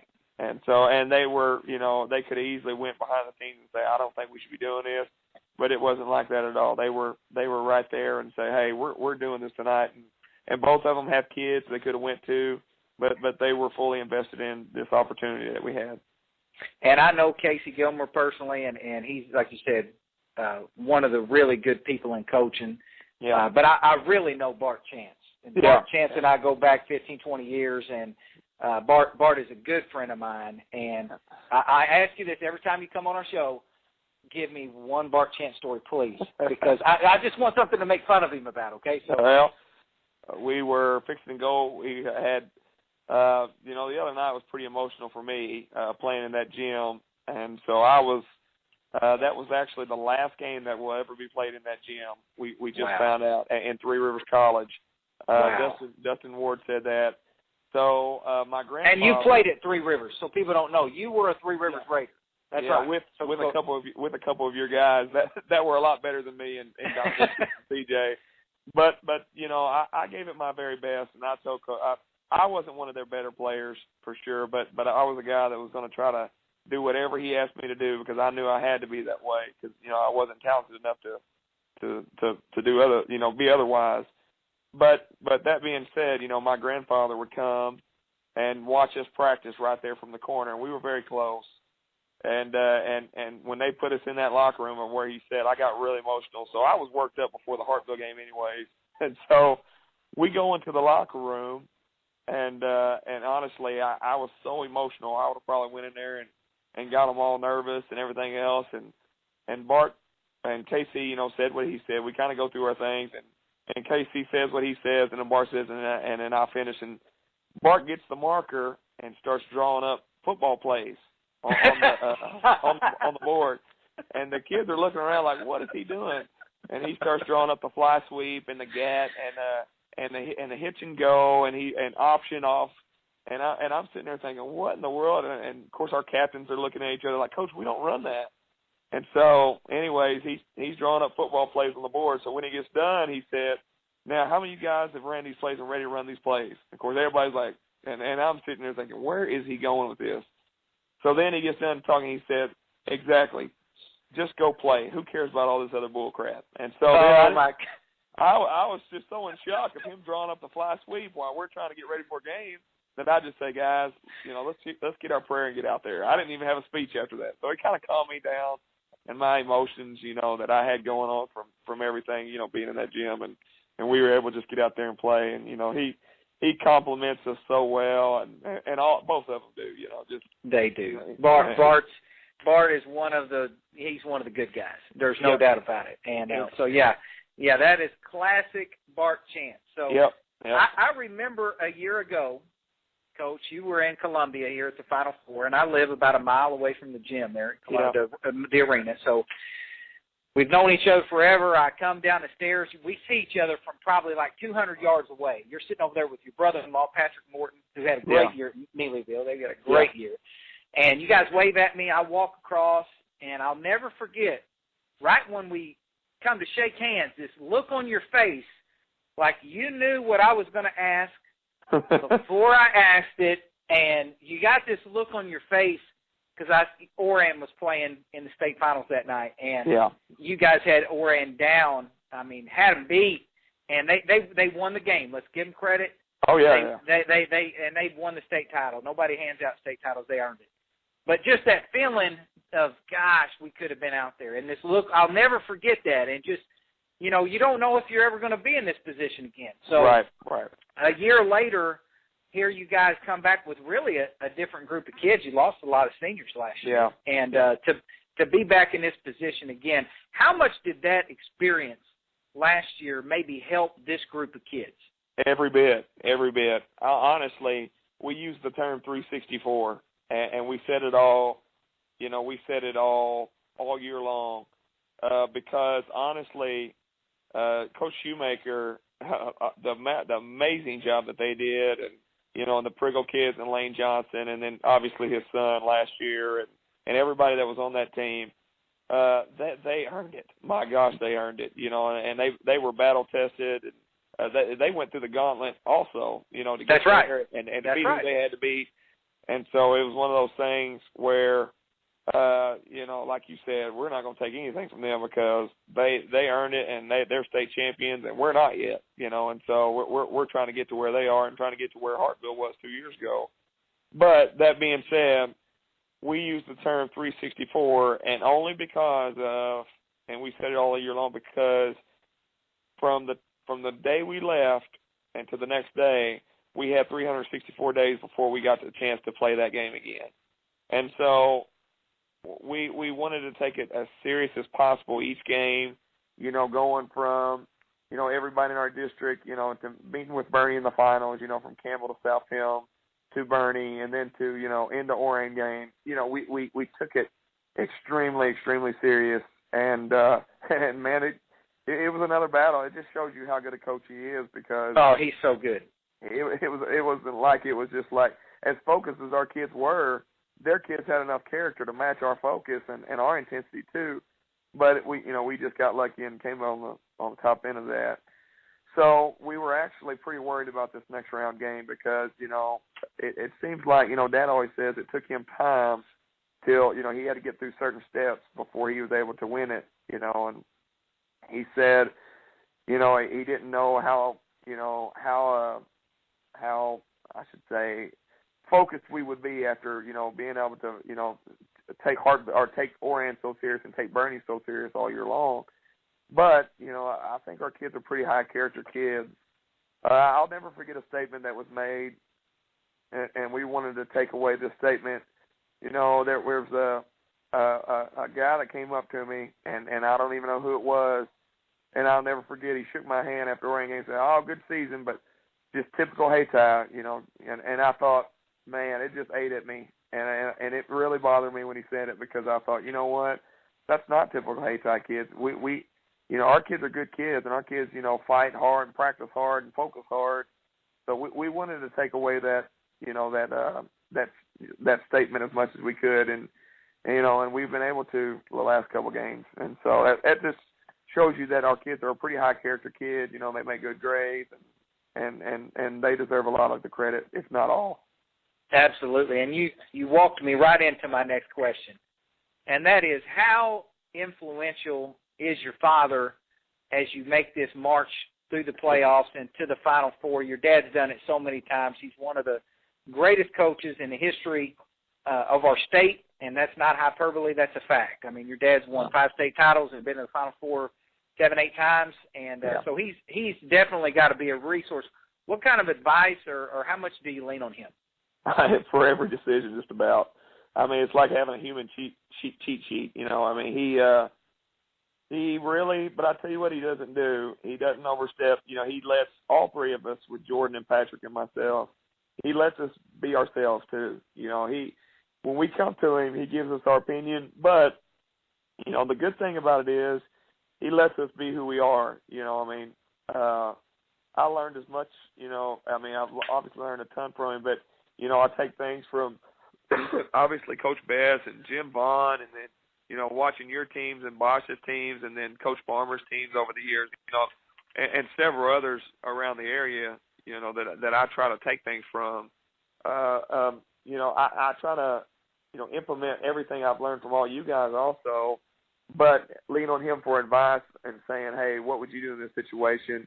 And a lot of times, the comment comes back from him is just be who you are, be yourself. And that's kind of, now there is times where he's saying, hey, be careful, watch this. The other night, the comment was made, Dad, don't quit complaining about officials so much and just get better. And I thought, yeah, you're right, and so, learning as much as I can from him and then everybody else, and trying to take things from everybody. Our girls coach, Craig Rogers, done a fantastic job, and I try to learn things from him too. So, if you ever stop learning from somebody, then the one thing about it that I've always thought, if Bill Belichick can still learn from people, by God, Aaron Bidewell can still learn from people. So that's kind of the way I try to go about doing things, and having Dad right there, just for constant advice and counsel. It's just a great privilege. Absolutely, and I'll follow that by saying, and I've told you this 100 times, you know what I'm about to say, but he's the guy I would call. Your dad was the guy. I mean, I have a close relationship with Ronnie Cookson. I played for him. Coach Cookson and I have spent 1,000 nights at his kitchen table drinking sweet tea while Coach Cookson would dip cookies, chocolate chip cookies, in his sweet tea. I've never seen another human being do that besides Ronnie Cookson. But, I leaned on him a lot. Obviously, he was my coach. And Danny Farmer at Scott County Central, when I was a kid growing up, he was our girls coach. Yeah. I leaned on him. Lennis McFerrin and I were really close. But your dad was probably the guy that I called more than anybody if I needed an idea. Not advice or, just an idea. And I always told you this when you were a young coach, like your dad was a coach's coach. He would help anybody. And I was a nobody. When I calling your dad, I mean, I hadn't even won a game yet. And your dad always took the time for me. And so when you would call with these things, you'd always thank me. And I'd say, hey, no, I'm paying it forward for what your dad did for me. And so, and I know you feel the same way about helping other coaches and, like you're saying, learning from other people. And so, hey, since you brought him up, how about Danny Farmer making his 16th trip to the Final Four? Well, I think he's overrated, to be honest with you. So.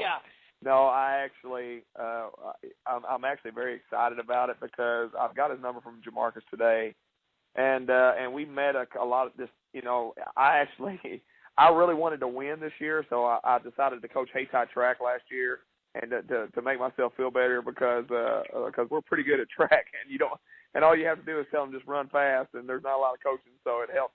It helped my ego a little bit watching us win the 100, you know. So right. But that being said, you know, he was out there, and that was probably the best. That was probably the best thing is him and Travis Day were both.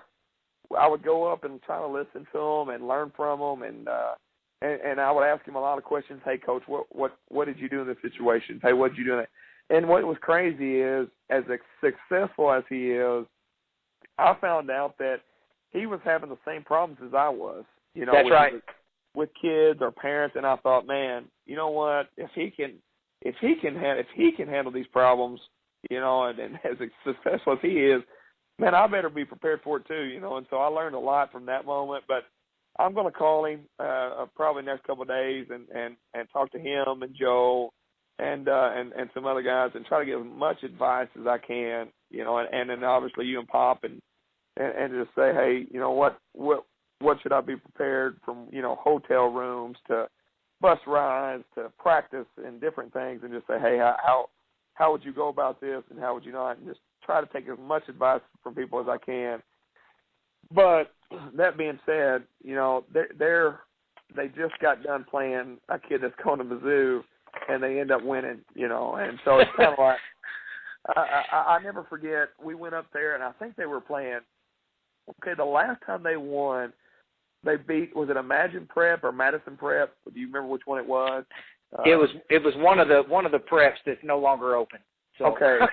yeah. I couldn't remember which one, but that's the last one we won. And I'll never forget because I asked Dad, because they had a lot of publicity, you know. And I said, you know, we were sitting there and we watched them play the semis. Of course, they looked amazing. And I said, man, Dad, Charleston's fixing to be in trouble. He said, no, they'll be fine. He said, watch them guard. He said, watch this game close and watch how, you know, because it was the end of the game. He said, watch how easy they're able to drive the basket. He said, they're not getting that tomorrow night, you know. And that's right. And so that's just a tribute to him, obviously, you know, and the way he brings it and the way that he gets his kids focused come district and beyond. Yeah, and I'm going to tell you something. You guys are about to do the same thing. I believe that with all my heart. Your kids, there's a toughness to those kids that's real. It's genuine. It's not something that had to be coached into them or taught to them. It's how they grew up. It's how they're raised. And, you know, just something different about Boot Hill kids. There is. Yeah. And you guys are going to get up there, and I got no doubt in my mind you're going to open up some eyeballs about what's going on in the Boot Hill of Missouri. And so I'm just excited for you and your kids, and I know you're going to represent Pemiscot County. I know you're going to, you know, represent your community, and just the long tradition of the Bidewell name. You know, I'm just so happy for you. No pressure there. no pressure. Did I build you up too much? And so no. Honestly, it's. I think you were right on the money about if anybody deserves any kind of credit, it's our kids. You know, and they have we've got, you know, I know I've said this before, but we've got a great administration. You know, we've got the perfect administration to have success. You know, where we're at. They and the school board has been wonderful.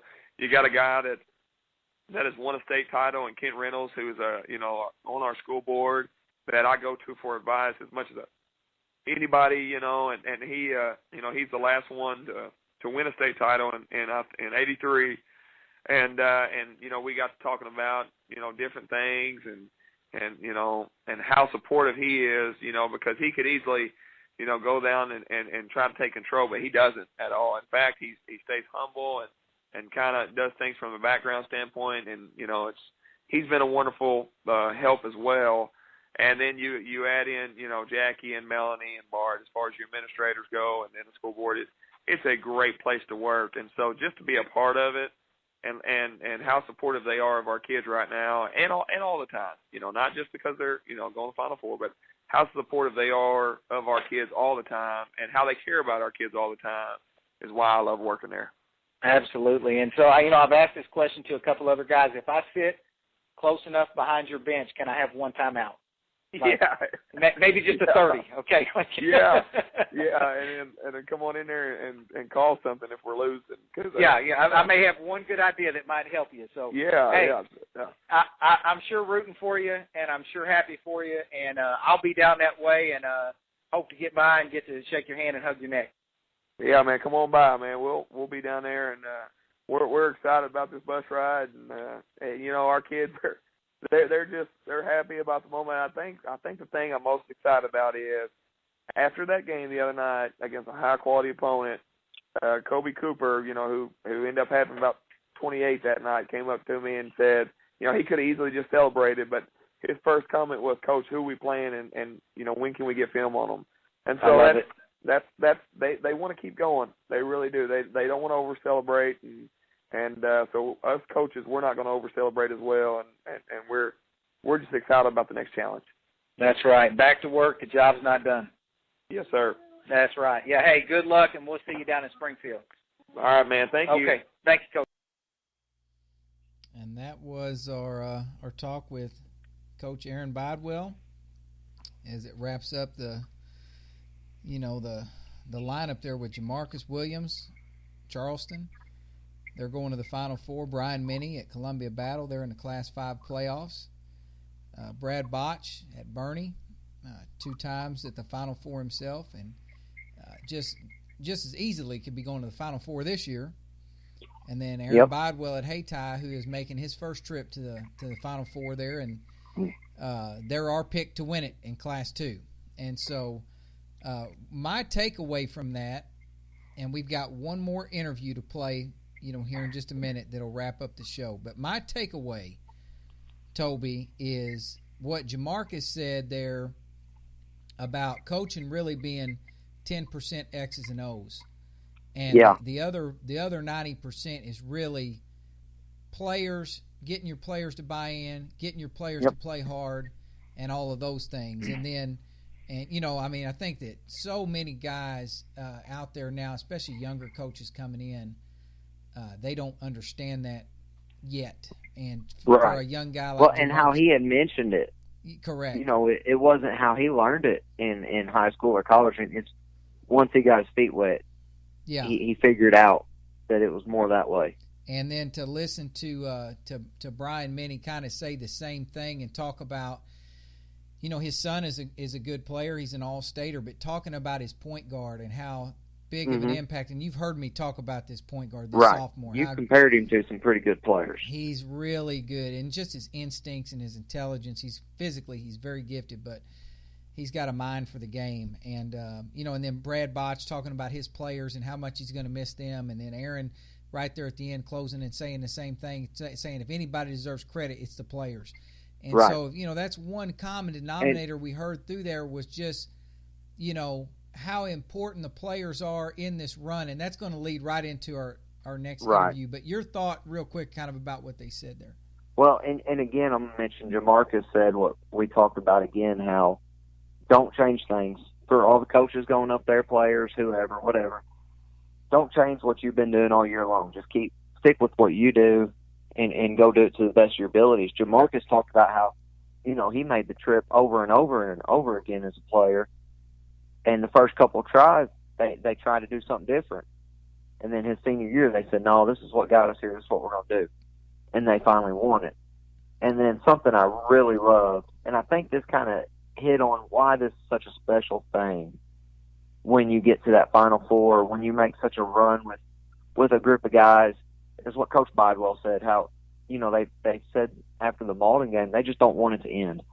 They could have went one of two ways, and everybody in that locker room, everybody part of that team, come to the consensus. They don't want their season to end. They just want to keep playing and playing and playing and playing together.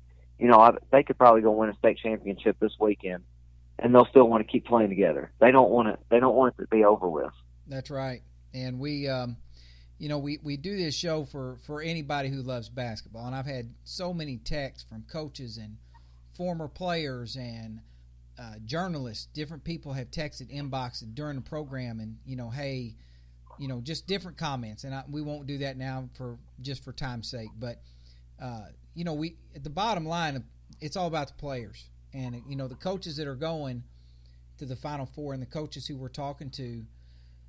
They're good coaches because they've had good players, or they're making that trip to the Final Four because they've got a good team this year. And you got to have good coaching, and you got to have a little luck, and you got to stay healthy and all those things. But we do this for, at the end of the day, we're all doing this to help kids.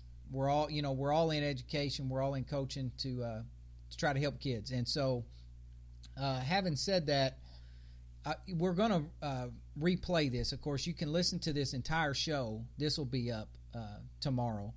And, as soon as it's over, it'll be up. But then we're also going to upload, probably tomorrow or Tuesday, we'll upload all of these individual interviews. So if you just want to hear the interview with Aaron Bidewell, or you just want to hear the interview with Pete McBride, you can do that.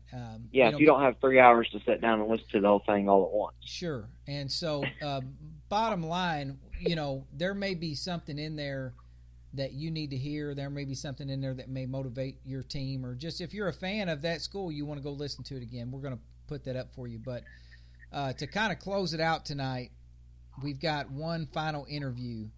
And I told you this morning when I had this idea to do this, I said, I'm gonna text all of our buddies and different people. And I did get to talk to a couple of people. I know, like I talked to Andrew Halford at Malden right there at the last minute. I couldn't get that one uploaded onto this one in time, but that interview will be out there also. But I said the first guy that I said I had to talk to, if we're talking about the Final Four, we're talking about the state tournament, and we want to talk to players. The number one guy that I think that can give players advice going to the Final Four is the player that took me there twice, and that was Dom Johnson. Dom Johnson was an all-state point guard 3 years in a row. And like I say in this interview, you're not supposed to have favorites as a coach, but Dom and I go back to when he's 9 years old.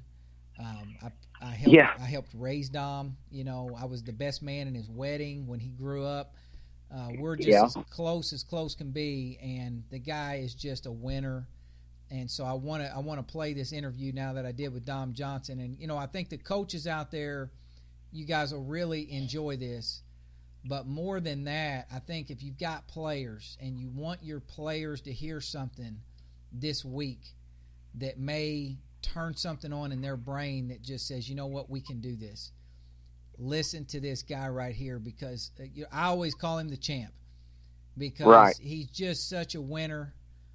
So, with having said that, we'll roll this with Dom Johnson, and then you and I will come back and wrap this thing up. There we go. Okay, so this is going to be my last guest on the show tonight. I saved the best for last. I'm talking now with who I tell everybody this when I describe you. I say the champ. The champ, Dom Johnson. My favorite player I ever coached. I know as coaches we're not supposed to say that we had a favorite player. But first of all, Dom, I started coaching you when you were 9 years old. Okay.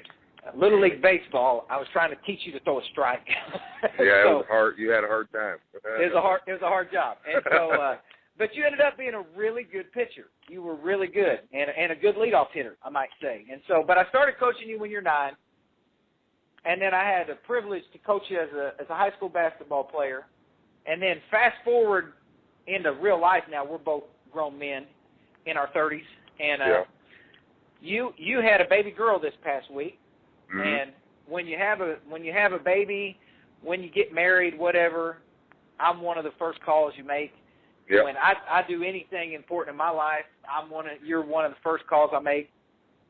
I was the best man in your wedding. Every time we get off the phone, we say, "I love you." So, it's this whole thing is come full circle, and I'm just so proud of you, and so I appreciate you taking the time to talk with me. No problem. But I tell everybody, you're the champ, and I've coached over 20 All-State players. Toby and I tried to figure it up one day. It's like 24 guys that are All-State players, guys that have played Division I. I've coached Otto Porter, who's in the NBA now, and but I tell everybody, you are the best winner I have ever met in my life. And that includes my cousin Terry Bell, who I look up to immensely. But you are the best winner that I've ever met in my life, and we're talking Final Four basketball here. Okay. So we've talked to all these coaches. Now you're the head coach at Bell City, where you and I did all of those great things together. I tell you all the time, I owe you half my mortgage and everything else. I would not be where I'm at without you in my life. So, but you know, you're doing things as a coach. You got a young team. You guys are coming up. You're going to be good. But I want to come at this from a different angle with you, where I'm talking with these coaches, and I want to talk to the players now. Okay. The players who might be listening to this. Dom, you're the best winner I've ever met in my life. I'm going to tell a quick story about you. I could do like a 2-hour talk with you in basketball. Oh, yeah. Like I could talk all day, you know, because all my best stories are Dom Johnson stories. Your sophomore year, we won a state tournament. Yeah. Your senior year, we come back and win a state tournament. In between those 2 years, you had the worst game of your life. We played at the Sykes and Fieldhouse in a sectional game against Clarkton. Clarkton played a good game. I'm not taking anything away from Clarkton. But like I said, I coached you since you were 9 years old. That's one of the worst games I ever saw you play. You missed all these free throws in the fourth quarter. We ended up losing by 2 or 3 points. When we got back to the gym that night, I'm sitting in my office just crying on my desk. I think I'm the last person in the gym. It's like midnight. Yep. All of a sudden, I hear a ball bouncing down in the gym. I walk downstairs. You're down in the gym shooting free throws, practicing for next year. The next day after school, you gather everybody up who you're going to need the next year. You get Randy, you get Tyler Victor, you get Jeff Liggins, you get your guys, Zach, Derek. You know, I'm going to need these 8 or 9 guys if we're going to make a run at it next year. Right. You started working the next day. Not me. That was not me. That was all you. Yeah. And so to my point, man, like you're the greatest winner, just the mental capacity that you had for just competitive greatness. You wanted to compete. Like you would come to open gym, Dom, and you would pick the worst 4 players in the gym and try to beat the other players. Like you would try to beat the starters. Like you love competition the way I love competition. Like that's why I think we got along so well is you love to compete. So going through this state tournament, now that I've built you up and talked so good about you, what advice, or I guess let's start from here. What memory do you have of that first run to state as a sophomore? When we won the state championship, what are some memories that you have that other guys might draw on, you know, for some strength or some advice or whatever? Well, the biggest thing I remember is, you know, we didn't start off very well as a team. As a group, we didn't start off very well. And when things started to click, I think it was about the Bernie game, was about 8 or 9 games into the season. When things started to click for us, you could tell we were going to be pretty good. And the biggest thing I remember is just like the things we had to go through as a group to get to that point. And, you know, I wasn't playing very well. Eric wasn't playing very well. CJ wasn't playing very well. And I remember CJ picking me up saying, man, look, we're going to get better. We're going to win state, you know. And that's what really drove my competitiveness, because CJ was a competitor. You know, he was a goodness. And he was a talker, oh, my goodness. You know. So was he a competitor? That guy was man. That guy liked competition like, you know, crackheads like crack. You know what I mean? Like CJ was a hyper. And I spoke to one of your other teammates earlier today. He's going to be on the show tonight, Kenyon Wright. Okay. Kenyon Wright, another just hyper competitor. You guys were such, you know, at the time I was 23. I'm coaching you guys. I think I'm like John Wooden or Mike Krzyzewski. I think I'm like the greatest gift of basketball. But in hindsight, I had really good players. But B, I think just as equal as you guys' playing ability was, your competitive spirit. Oh man, was phenomenal. Just phenomenal. Awesome. You know. Yeah, and I mean every day you come to practice, man, you had to be mentally prepared to play against DJ. You know, you had to be mentally prepared for that because he's gonna talk to you the whole practice. He's he's just such a competitor. Yes, that's right. He is. And so I remember him telling me that, and so on the way to state, you know, honestly, it was everything that was going through my head, you know, as a player, and for players that are listening, is you know you can do what you need to do. You know, you've been doing it all season. You know, and so the thing that ran through my head was that we've been doing this all season. There's nothing we need to change. You know, just go out hard and play together and do it for the ones that's on your team that you love and you care about, because you don't get a whole lot of time to play with them. You know, and so that's the biggest thing I remember going to state is just being able to do it with my friends and having fun and just doing the same thing you've been doing all year. You know, and that's playing hard, playing together. Absolutely. And you guys, that first run that we made through, I've got one memory from your sophomore year. This is a really funny story. Mm-hmm. We like you said, we start out the year slow. We get rolling. We start playing well. And the problem that we had was we had 6 kids who were really good, you know, like starter caliber players. Right. And we had 4 other kids who really helped and played a lot. We had a 10-man rotation. But the whole thing was you, yourself, Eric Henry, and C.J. Hadley. You 3 were really, really good high school players. We could never get the 3 of you playing well at the same time. Mm-hmm. Like you'd have a great game and C.J. would have a great game, but Eric had a leg injury, so he was kind of struggling back. Mm-hmm. Then, you know, Eric started the year out playing phenomenal. You were playing terrible for about the first 8 games, and to the point that my grandpa, who has passed away, you know, he was asking everybody like, David keeps saying this kid is going to be so good, but I just don't see it. I don't think he's very good. And I kept telling my grandpa, trust me, he's going to be all right. So, but trying to get you 3 on the same page was the whole problem. So we finally get rolling. Where we win the district. You know, so we had played so well, and we're playing at this. Back then there was a regional game at Sykes. There was one extra round of the state tournament, and so we're sitting there. We're about to come out for the starting lineups, and you have played by this point like 25, 30 games or whatever. And we're about to go out for the starting lineups, and I look down at you. You're sitting on the bench, and I'm doing that, you know, like that little last-minute pregame that a coach does. Come on now, y'all, let's go. And I looked down at you, and I saw your jersey, and I said, Dom, your jersey is spelled wrong. Oh, yeah. and it was spelled B-E-L-L, Bell, but then instead of C-I-T-Y, they had mixed up the I and the T, and it was C-T-I-Y. Yeah. And so right before we ran out for the game, me, you, all the other starters are looking at your jersey going, how do we play 30 games and nobody has ever talked it? Yeah, but it's just funny how in those little moments, those little funny stories that I think that really, because we were on edge, and all of a sudden that let us have like a little laugh right before the game started. It kind of loosened us up, you know. Mm-hmm. And, you know, I remember with you guys that group of guys, there was a certain personality on the team, and I think our whole team's personality really was Brent Thompson.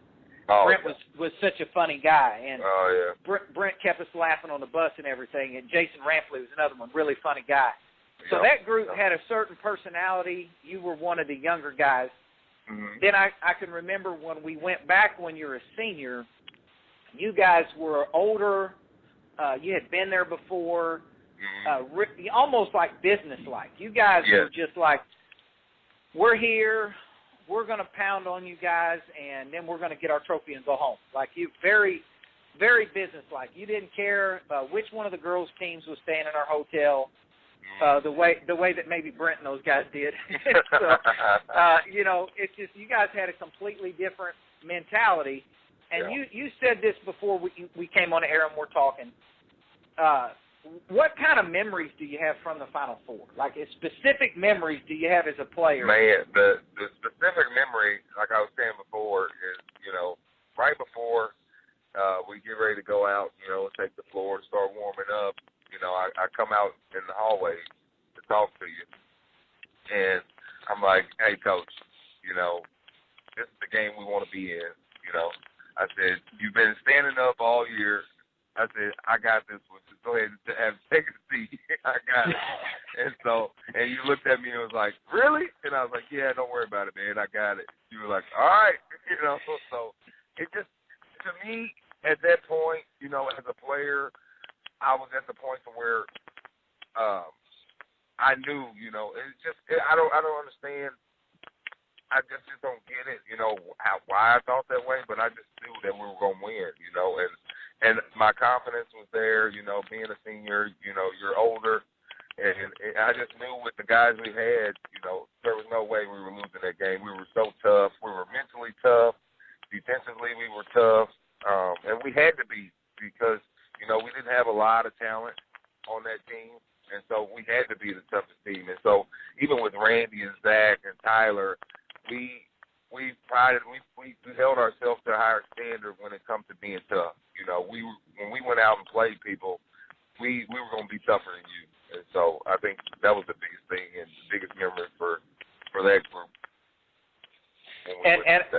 And I remember that talk that we had because, again, I've been coaching you since you're 9.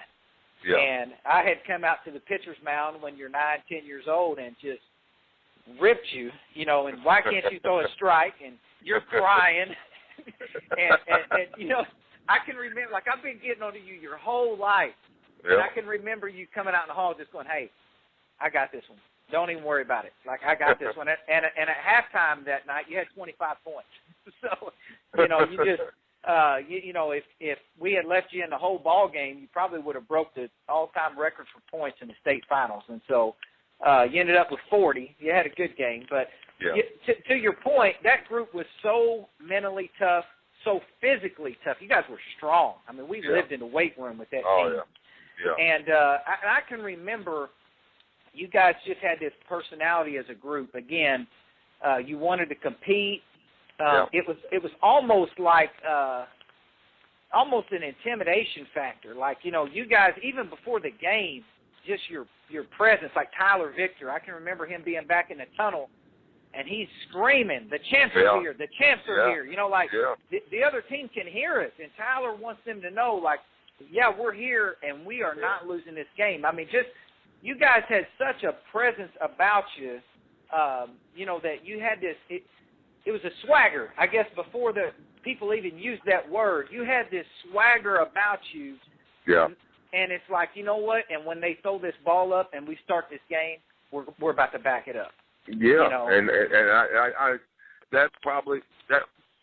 We weren't as talented as our first team, but I think we were way more tougher. You know, I think we were some tough kids, and it started with, you know, just us playing with CJ and Eric and them guys and them beating up on us, you know. It started with those guys, and you know, that they got to take some credit into that too, with Kenyon and Eric and Jason and, you know, all those guys. They beat up on us and got us stuff too. So. Oh, you guys were definitely the beneficiaries of being the little brothers. Yeah. You got to come behind a good group and got to be a part of it with them. But, you know, definitely y'all were further along than they were because just as far as those things, you had experienced once already. And I just believe that, you know, like I've talked to other people already today, we're going to have a big show tonight with our podcast. And I just believe that you only get to do this one time. And if people are listening to this podcast tonight, you're probably going to hear me say this over and over. This is the last interview of the night, so you've probably heard me say it a lot of times. But, man, I'll be danged if I'm going to get up here. This is the only time I get to go, and I'm going to be scared. Exactly. I'm just not going to be scared because I may never get to come back again.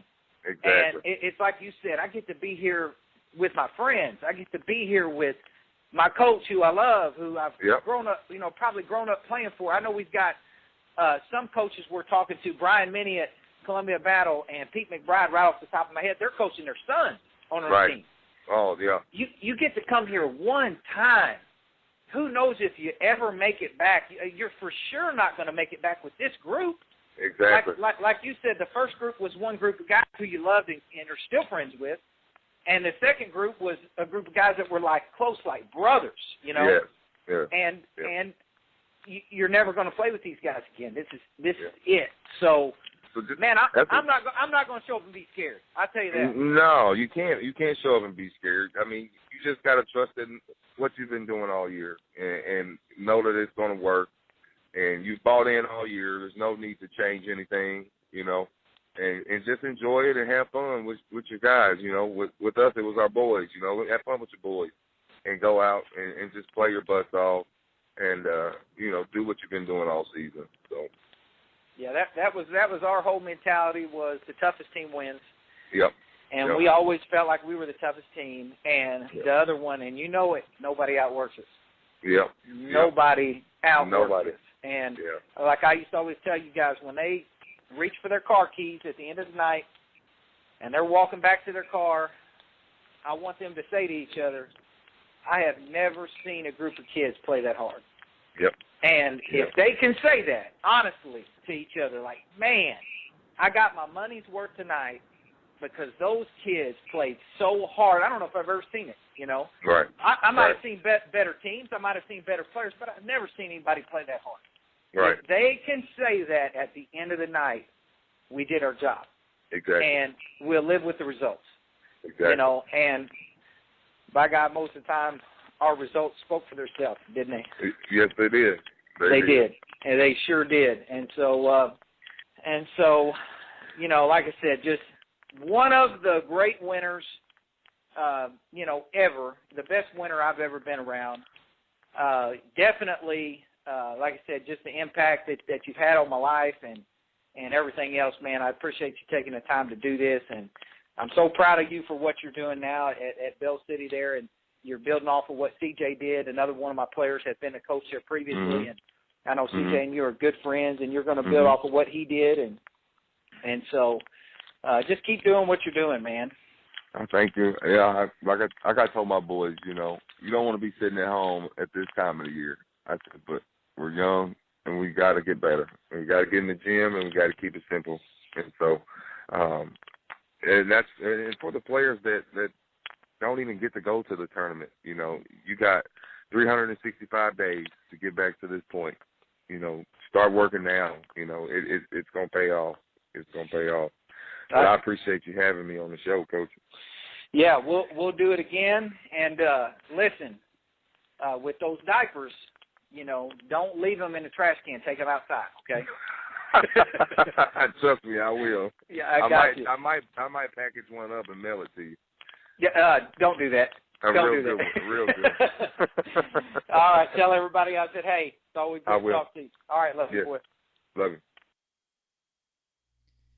And that was the champ, Dom Johnson. So, Tobe, I'll let you talk first.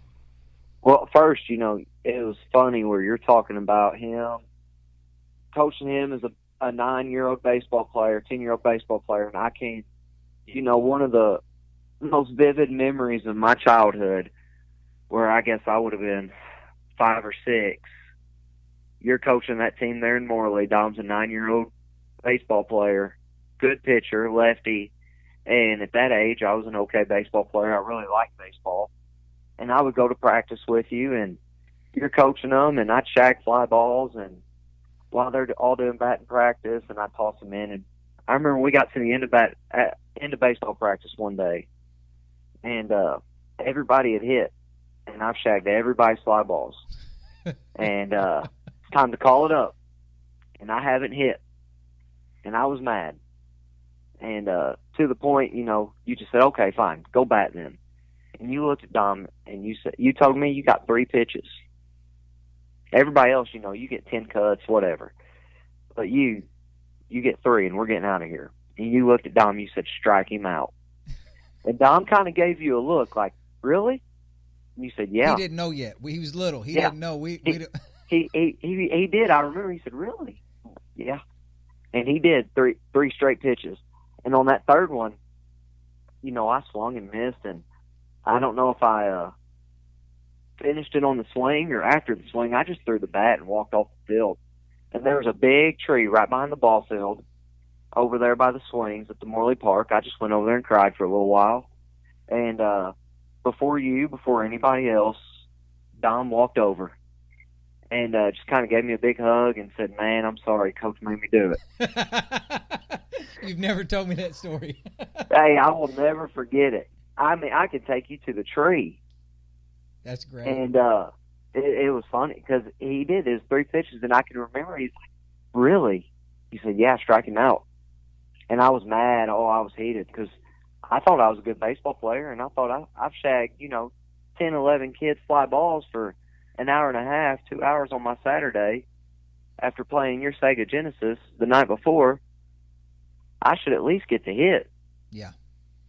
And you didn't feel that way. Well, no, I let you get 3 cuts is the moral of the story. Yeah, that's what you thought. But no, that to your point, that's how far back we go with this guy.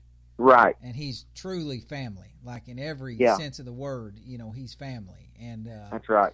Like I said, he's just you just had to be around him on a day-to-day basis to, you could show up and see him play and tell how good a player he was. I remember his senior year, there'd be lines outside the locker room for autographs and things. Right. We thought it was silly, like, who wants your autograph, Dom? You're not anybody, But, like he was really, really good. But his greatness was really you could hear it. And when you ask him what his memories are, it's his friends.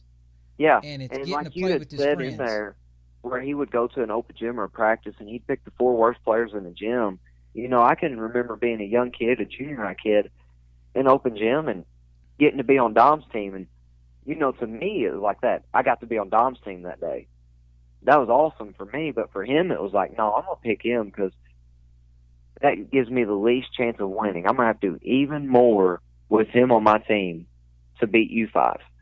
And he would do it, and not only would he do it, he didn't do it on his own. He made you a part of it. He made you better while you were a part of it. He's just a great, great person to be around, especially in the basketball gym. And those traits that he talks about, again, we're talking to players here right at the end of this show. Think about if you could go back, all the people listening that are out of school now, do you know what I would give to get to go back and play one more time with, Ryan Perkins and Travis Glick, Chad Griffin and Scooter Mize and Cedric Dow and Jonathan Seegers and Marcus Blissett and Quayne Andrews and Eric Kennedy? I'd give anything to go back and play one more day with those guys, Hey, there's even a song now. Just go back 5 more minutes. 5 more minutes. That's it. And, so think about that, for you players that are out there, you're getting to go play one more time. Here's the thing you got to get ready for when you get to the state tournament. Like we've talked about throughout the show, stick with what got you there. You're going to have to make adjustments. Up there, it's half-to-half adjustments because the officiating changes every half. That's not an excuse. Just embrace that reality and say, we're going to adjust. The other team has to deal with it, They have to deal with it, too. Just adjust. But while you're doing all these things, you're playing another good team. You got to expect some adversity somewhere in the course of this thing. Especially if you win it, it means you won 2 games, right? In the course of that, you're going to have some adversity.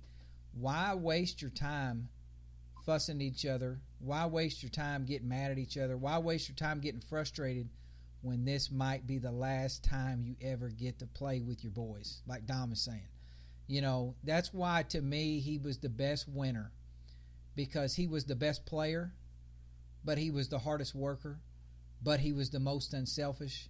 Yeah. He could have taken 35 shots a game and nobody would have got mad because he's that good. But he didn't. He was the best winner because he was the hardest worker, because he was the most unselfish, because he loved his teammates. Like he made them all better. He truly, like you hear that thrown around, he truly made them better. He made me better. I always say I was a lot smarter when he was riding my bus or when I was riding his bus, whichever way you want to put it. Right. And, so if you don't, maybe you're not as good a player as Dom Johnson, but here's the point. You can be as good a teammate as Dom Johnson was. And if you line his teammates up, they'll tell you they would have took a bullet for that guy because of the type of, like you just said, the type of guy he was. He walked back over to the tree and hugged the little 5-year-old kid. Nobody saw it. Nobody knew it. I didn't know it to this day. I never knew I that. remember it. And but that's the kind of guy he was. When you get up there this weekend, if you're the best player on your team or you're the last kid on your bench, you can be that kind of teammate. Go up there to that Final Four, make some memories together, because whether you get first or fourth, you're about to make some memories that are going to last a lifetime. Yeah. And, go up there and make these memories together and embrace every moment. Like Pete McBride said, take a look around. See where you're at. But more than that, like Dom said, see who you're with. You're with these guys you've grown up playing with. Man, soak it up. And like we always talk about, the whole point of the website, just win today. Right. It's not and I can tell you, it's not about tomorrow or the day before. It's about this moment right here. Live in this moment, own it, and make today a win. Yeah, and just like anybody else that is, out of school, especially out of school recently, that might be more relevant to kids that are in school now, in 3, 4, 5 years, that's what you're going to talk about. You're going to get together, and some of you may not see each other for a while. You're going to get together, and when you do, you're going to be like, oh, you remember that time in the hotel room, or you remember that time right before we walked out to go play in the Final Four, and you're going to remember all these little things, like, Dom's senior year in 8th grade, y'all were talking about Tyler Victor yelling in the tunnel. Yep. Champs are here. And when you were talking to Coach Meny earlier, I was just sitting there thinking, man, I'm not going to bet against a team right now in the playoffs that's got T-Vic standing in the tunnel. That's right. Because I champs are remember here. That game before the state championship for us, it seemed like the last 2 minutes took about 10 minutes. Yep. Because it's a close game, they're fouling, and we're all pumped, and we're ready to run out, and then there's a foul. And we're ready, and then there's a foul. And then Tyler Victor starts yelling, oh, they're scared. They're stalling. They're just stalling. They're delaying the inevitable. They're delaying the inevitable. So that's what you're going to remember is all those little things. So just soak it up and enjoy it because, you're going to remember it for years to come. That's right. Man, this was fun. Yeah, I hope everybody enjoyed it. I appreciate we've had so many texts and calls and inbox and so many people. I can look at the stats right now. So many people have been on and listened to this thing. And so I really appreciate the coaches taking time to do this. Really appreciate everybody tuning in. Check out the website, justwintoday.com. We'll have a lot of stuff coming out this week. And, of course, we hope to be at the Final Four. And if you see us, man, just come up and talk to us. We're just a couple guys that love basketball. So just come over and say hi. And, we'd be glad to meet you. And, again, thanks to all the coaches. We appreciate everybody listening. I can't believe we filled up almost 3 hours of this show, but we did it. Unbelievable. And the 3-hour tour. The big show. We're signing out. Thanks again to all the coaches, and thanks for everybody for tuning in. JWT. JWT.